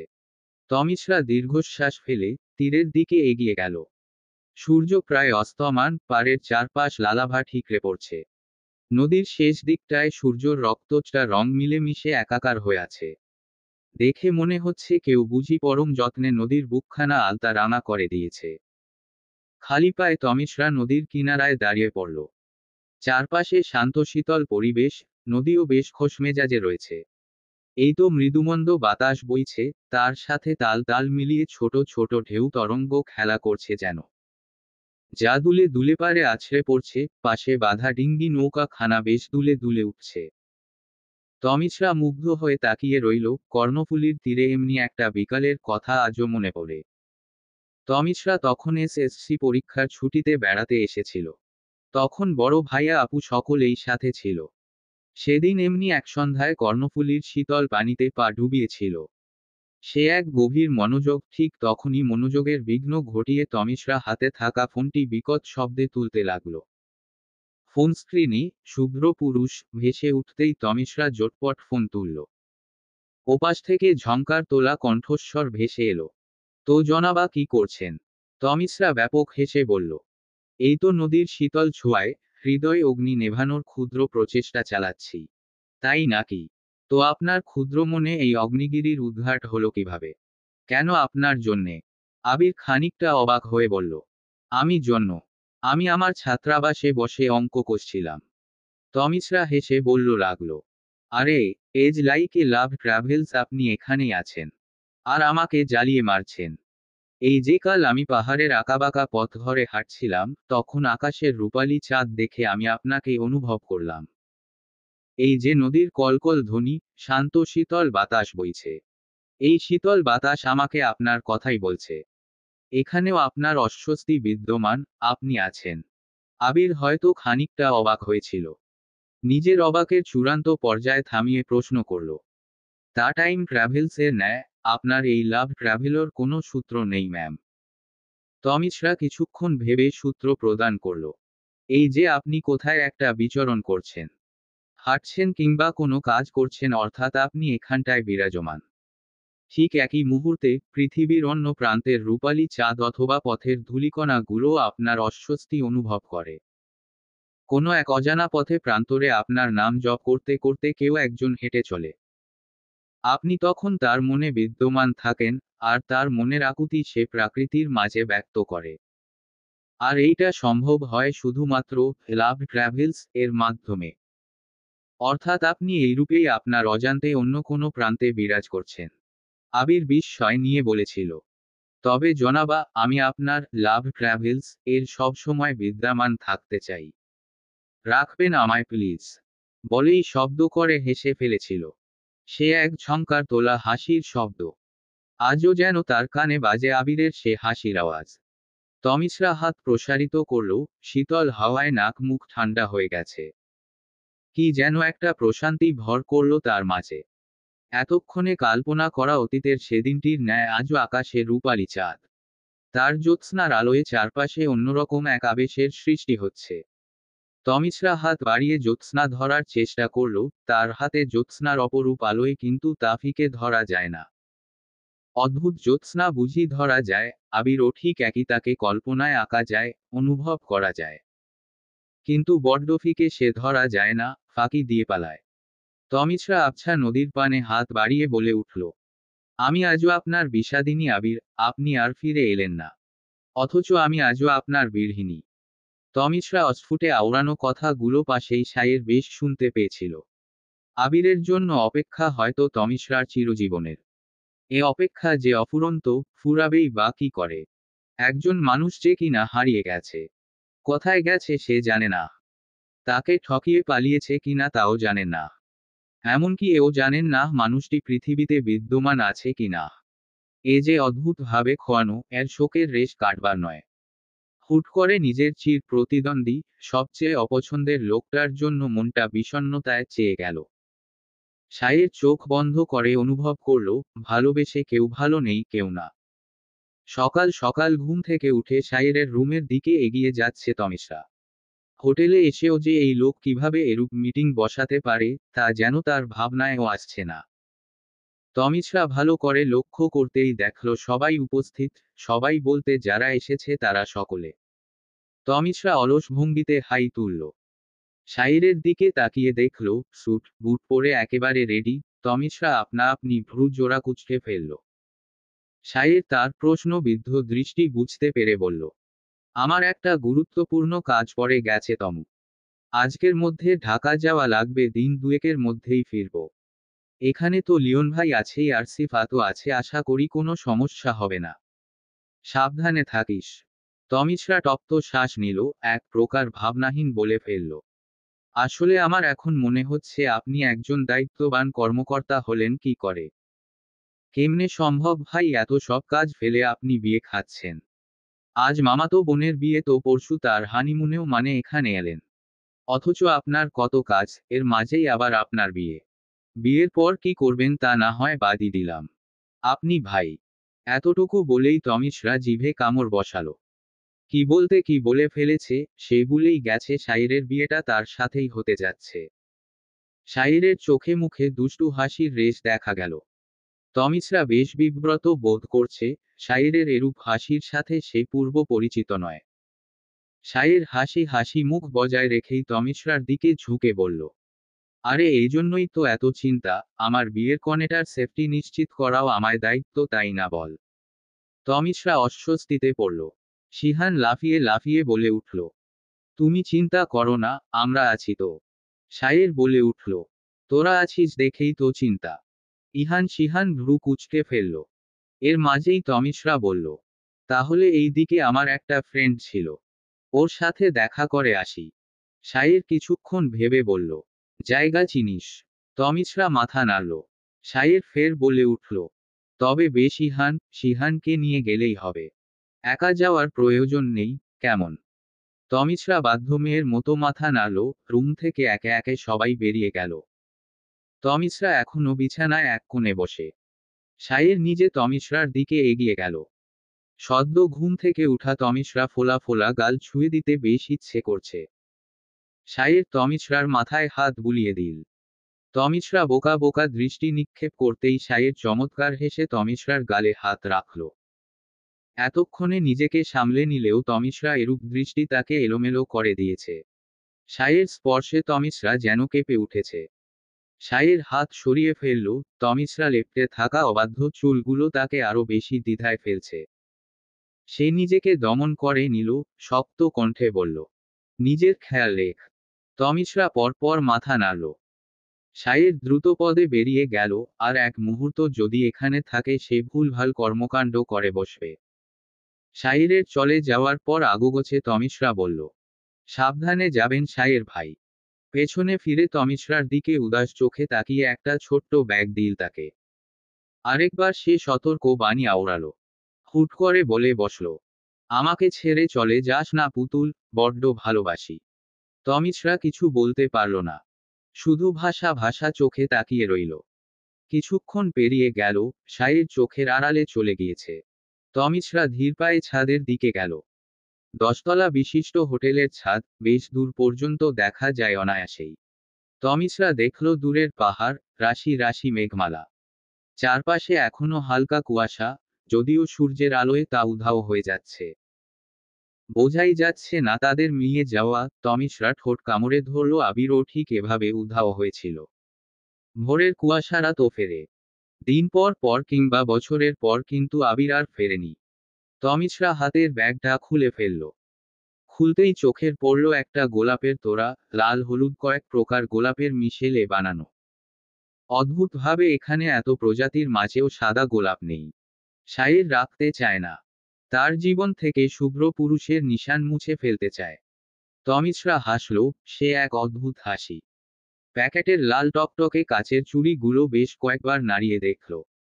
এক সময় বেশ প্রিয় ছিল, তারপর বয়কট করা হলো তার জন্য। তমিশ্রা চুড়িগুলো হাতে পুড়ে ফেলল, অদ্ভুত এক অনুভূতি কাজ করছে। এর মাঝেই বুকটা ধক করে উঠল। এই বুঝি হাত কেটে যাচ্ছে, কাজ গেঁথে যাচ্ছে। কিন্তু কিছুই হলো না। লোকটি যে তার সাথে করে তমিশ্রার চঞ্চলতাও নিয়ে গেছে। এই জন্যই হয়তো আবার কাচের চুড়ি পরার বিধান পালিত হচ্ছে তার জন্য। তমিশ্রার চোখে অশ্রুকণা জমতে লাগল।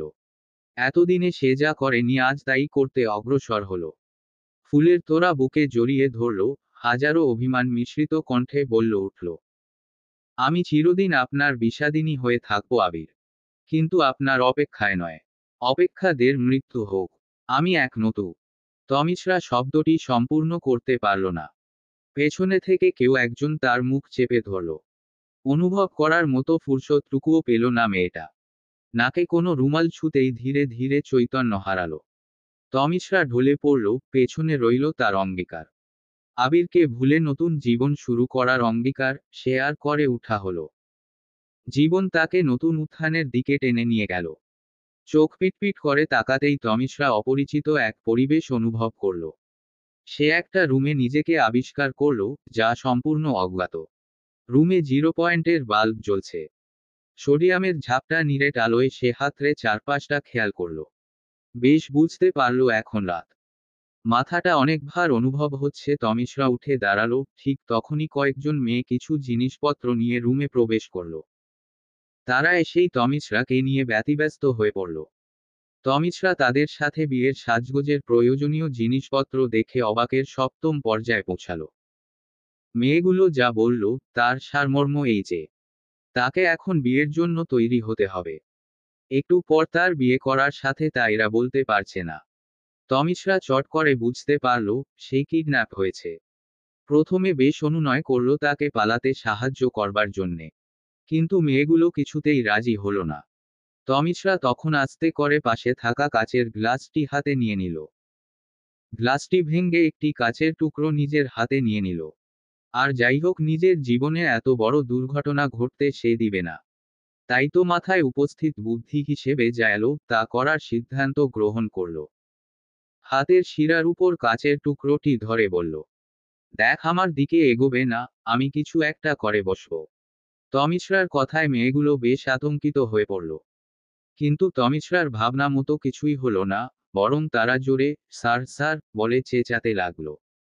একটা ছোটখাটো গন্ডগোল পাকিয়ে গেল ইতিমধ্যেই। ঠিক তখনই প্রচণ্ড শব্দে কেউ দরজা খুলল। এতে করে তমিশ্রা অটল থাকায় কিছুটা ব্যাঘাত ঘটল। পেছনে ফিরতেই লোকটা কাচের টুকরোটি ছিনিয়ে নিল, সাথে সাথে গড়িয়ে পড়ল রক্ত।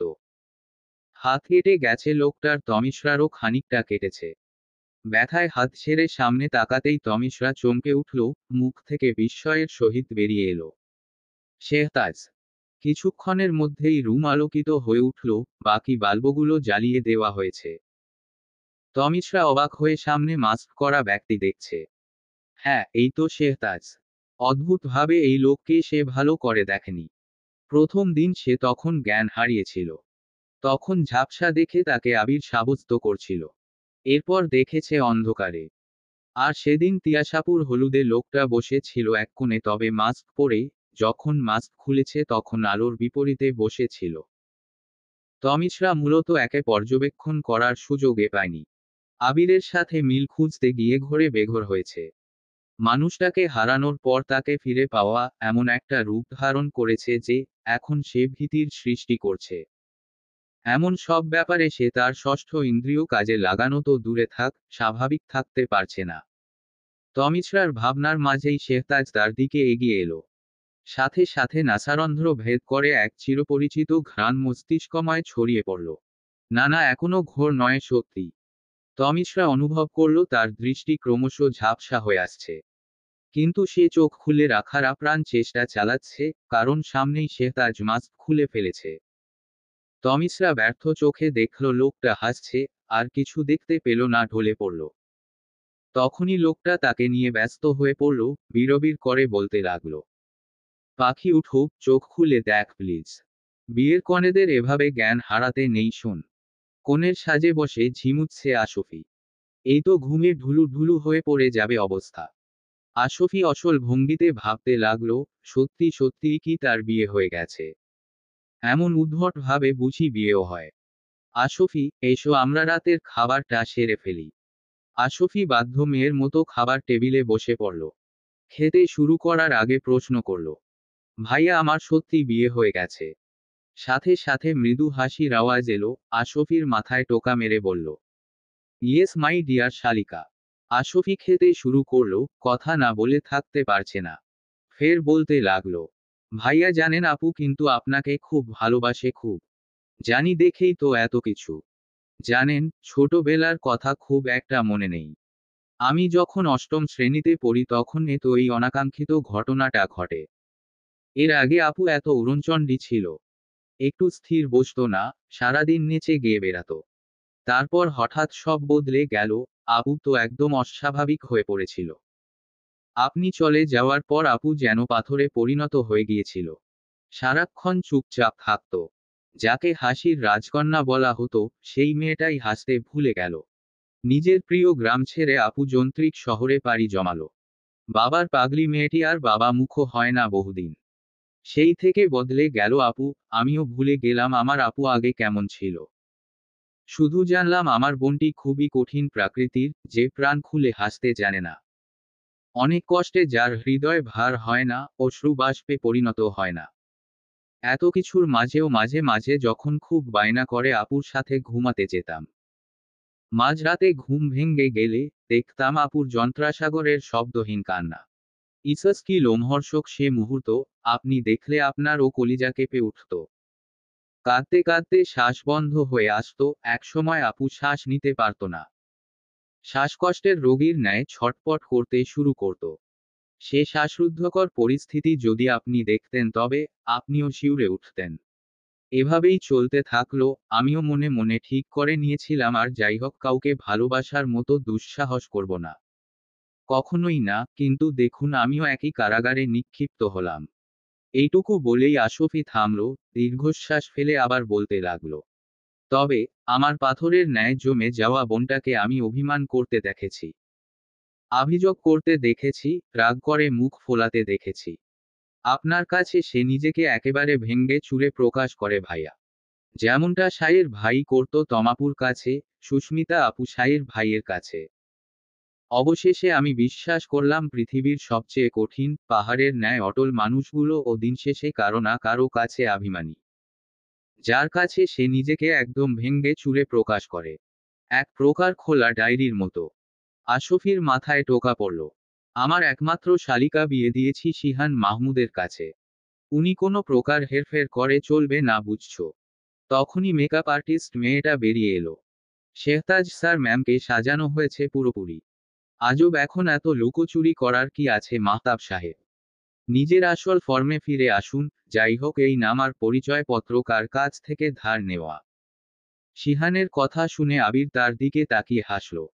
তারপর মেয়েটি ইশারায় চলে যেতে বলে শিহানের উদ্দেশ্য বলল, বাহ, আমার শালাবাবু আজ এত দ্রুত হাজির হলো। House change. যাই হোক, এটা মেবি বিয়ে করার ফজিলত।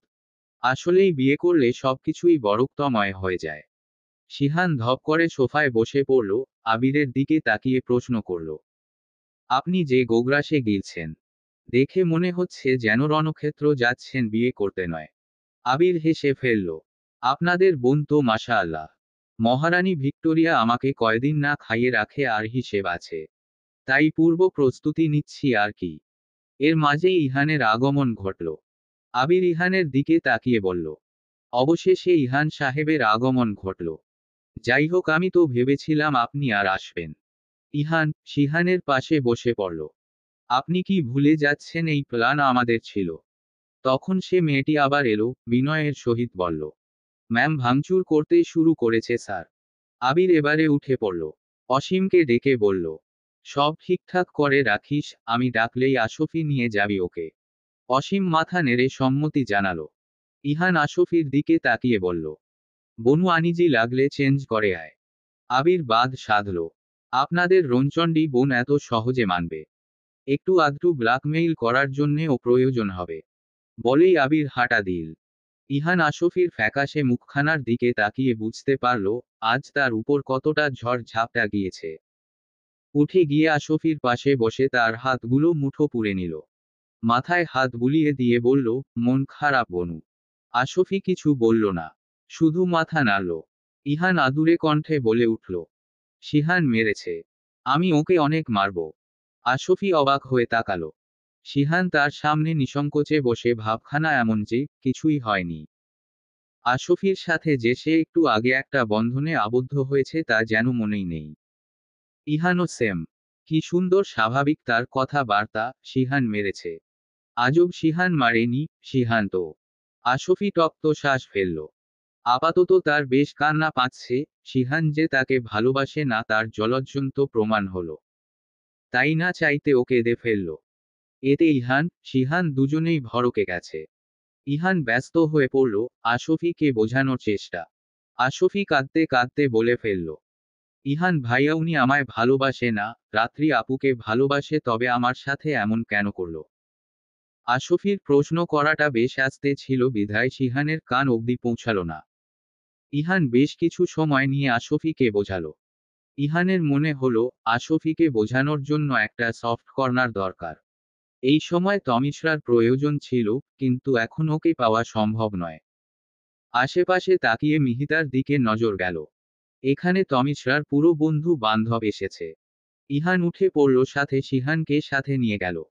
আশফি শিহানের যাওয়ার পথে নির্বিকার তাকিয়ে রইল। আজ খয়েরি রঙের একটা পাঞ্জাবি পরেছে, ঘামে ভিজে তা আটসাট হয়ে আছে। শিহানের অবিন্যস্ত চুলগুলো বাতাসে উড়ছে।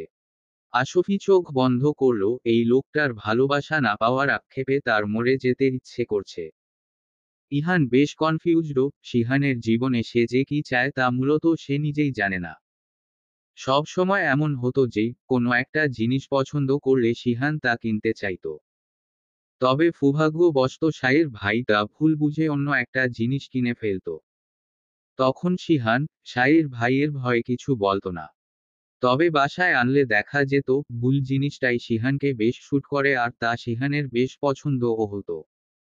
ইহান দীর্ঘশ্বাস ফেলল, এই ভেবে একদিক দিয়ে চিন্তামুক্ত থাকলেও বিয়ে তো স্বাভাবিক কোনো বিষয় না।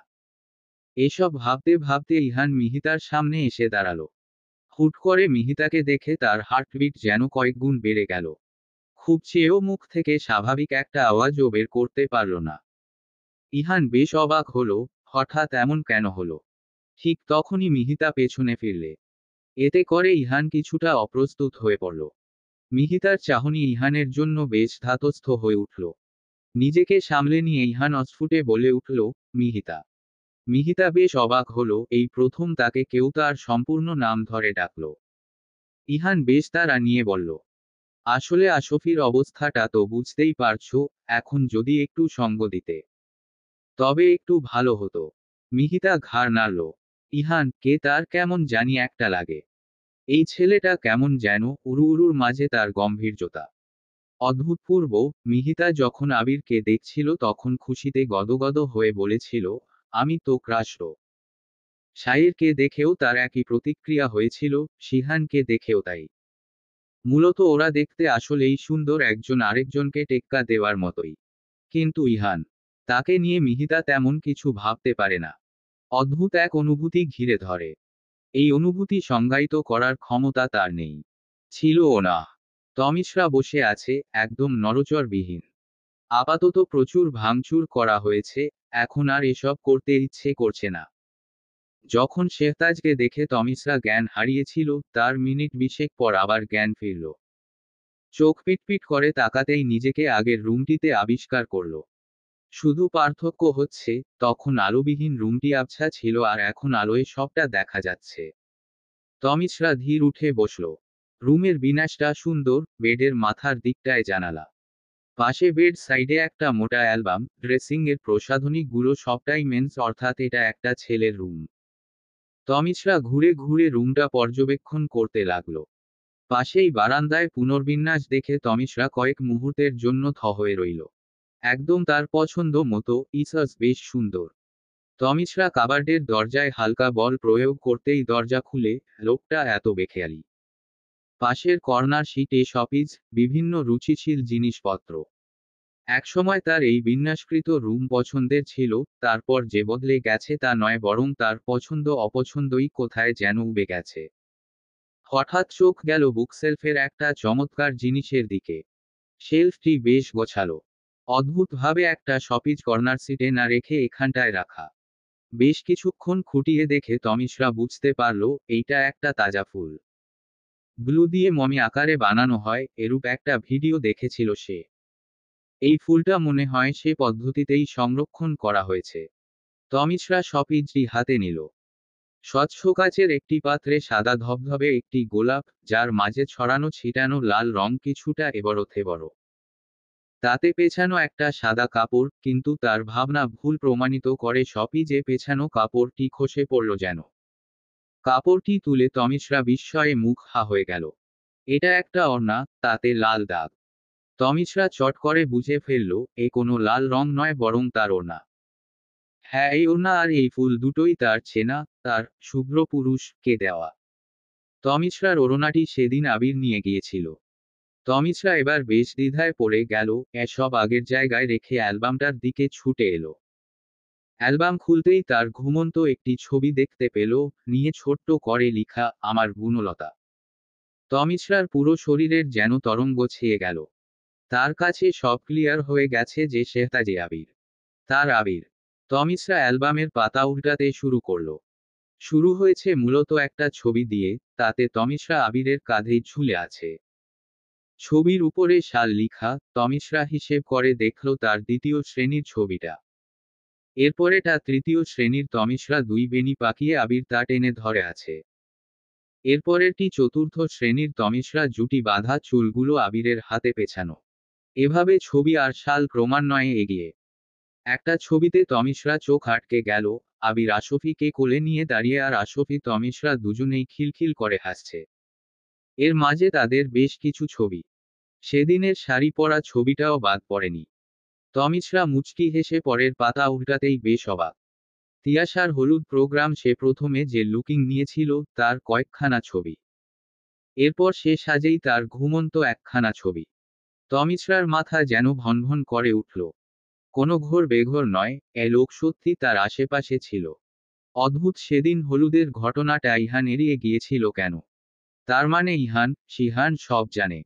তমিশরা থম হয়ে বসে পড়ল। এর মাঝেই তাকে একেবারে পাকাপোক্ত ভাবে বউ সাজানো হয়েছে গেছে। এখন সে আবিরের মুখোমুখি হতে চায়।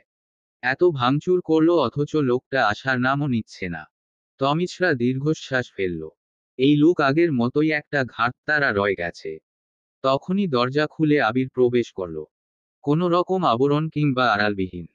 আবির এসে সোজা তমিশরার মুখোমুখি বসল।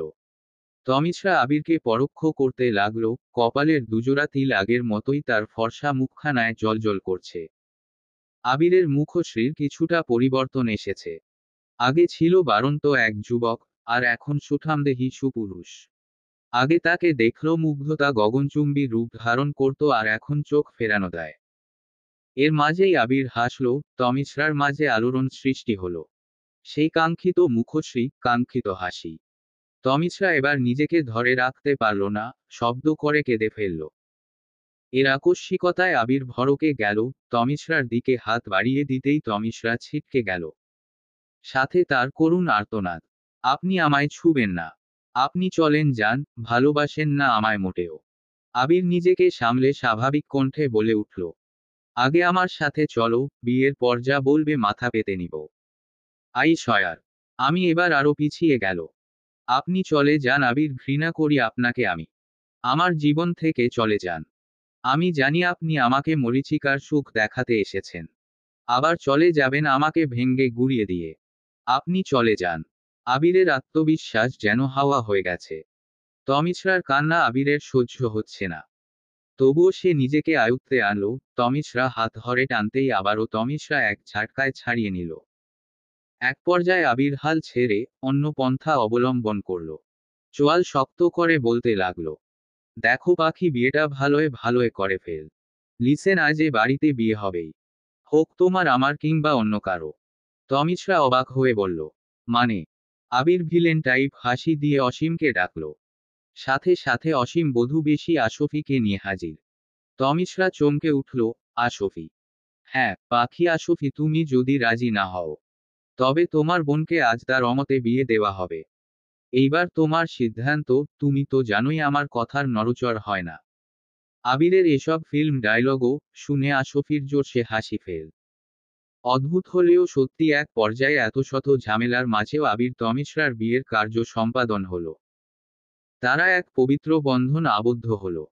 আপাতত তমিশরা চিল্লাপাল্লা করছে, তার মানতে কষ্ট হচ্ছে যে তাকে কিডন্যাপও করে বিয়ে করা হয়েছে, আর বন্ধু বান্ধব সদলবলে এসেছে দাওয়াত খেতে। সবচেয়ে বড় কথা, এই সব শিহানের প্ল্যান। ও তমা, থামো তো। তোমারই তো ইচ্ছে ছিল যে কেউ একজন তোমাকে বেশ পছন্দ করবে। কেউ না মানলে তোমাকে কিডন্যাপও করে বিয়ে করে ফেলবে, তাই না বল? আমরা সবাই মিলে তোমার ইচ্ছেটাই পূরণ করলাম। এতে দোষের কি আছে আজব? আবিরের কথায় তমিশরা তার দিকে আগ্নি দৃষ্টিতে তাকালো, যেন এখনই জ্বালিয়ে ভস্ম করে দেবে। আশফির সাথে এটা কেন করলে? আবির, শান্ত হও, আমি বলছি। তমিশরা নীরব সম্মতি দিল। আবির নিজের মতো করে বলতে লাগলো, রাত্রির বাগদানের কথা শুনে শিহান সাহেব তো দিশেহারা। তো আমি ছেলাফেলা পাঠালাম, যাও তুলে নিয়ে আসো। 1 মিনিট, আমি আসলে রাত্রির বাগদানের কথা ছিল। আবির হাসল। তমিশরা মাথায় চাটি মেরে বলল, আরে তোর ফ্যামিলি এক নাম্বারে হিটলার। রবার্ট ব্রুস তোর ফুপ্পিকে এ ব্যাপারে বলেছে দেখে এমনটা করেছে। আমাদের খবর জানিয়েছে আশফি। তাই আমরা কিডন্যাপের প্ল্যান করলাম। ইহান সাহেব কোনো এক কাজে গিয়েছিলেন, তাই শিহান সাহেব একাই ছুটলেন। আশফি রাত্রিকে আনতে পারল না, তার ব্যর্থতার খবরটা তার ভাই ওরফে জামাইকে জানাতে এলো ব্যর্থিত হৃদয়। কিন্তু তোর শিহু তো এক নাম্বারে রাতকানা তুলে নিয়ে এলো আমার শালিকাটাকে। তমিশরা অবাক হয়ে বলল, বউ সাজা, বিয়ে পড়া পর্যন্ত কি ও আশফিকে দেখেনি? আলবৎ দেখেছে। আমি প্রশ্ন করেছি আপনারা বিয়ে করবেন। উনারা চুপ রইলেন। আমি নীরবতাকে সম্মতির লক্ষণ ধরে নিলাম। আবিরের সোজা সাপটা কথায় তমিশরা আরো চটে গেল। কিছু বলতে যাবে এর আগেই আবির তমিশরাকে টেনে নিয়ে গেল রুমের দিকে। ইশারায় ওদের কিছু একটা বোঝানো। সবাই চলে গেছে মিহিতা বাদে। মিহিতা আশফি চেঞ্জ করিয়ে দিয়ে পোগারপার সাথে ইহান ও হাওয়া। শিহান কিছুটা অবাক হলো, পরক্ষণেই যেন বুঝতে পারল তারা মূলত কি চাইছে। শিহান আশফির দিকে এগিয়ে গেল। আশফি, চল ঘুমাবি। আশফিও বাধ্য মেয়ের মতো উঠে গেল। শিহান আশফির ঘুম হওয়া অবধি জেগে ছিল এই ভেবে আশফি ঘুমালে তবে ঘুমোবে। কিন্তু তার একটা বিরাট সমস্যা শুরু হয়েছে, সে মোটেও ঘুমোতে পারছে না। আশফির ঘুমন্ত মুখখানা দেখার লোভ তাকে ঘুমাতে দিচ্ছে না। কি অদ্ভুত এই মেয়েটা, তার স্ত্রী। এত মিষ্টি একটা মেয়ে, যে কথায় কথায় বায়না ধরে। আচ্ছা, ও কি এখনো বায়না ধরবে? ভালোবাসার বায়না। শিহান বেশ অনুভব করল সে ভালোবাসতে শুরু করেছে আশফিকে অনেক আগে থেকেই। তা নয় তো কি? এই যে আজ তাকে পাওয়ার খুশিতে সে আনন্দে নিদ্রাহীন। চলবে। গল্প শেষ থেকেই শুরু। লেখনীতে রাফিয়া আহমেদ। চতুর্থ পর্ব।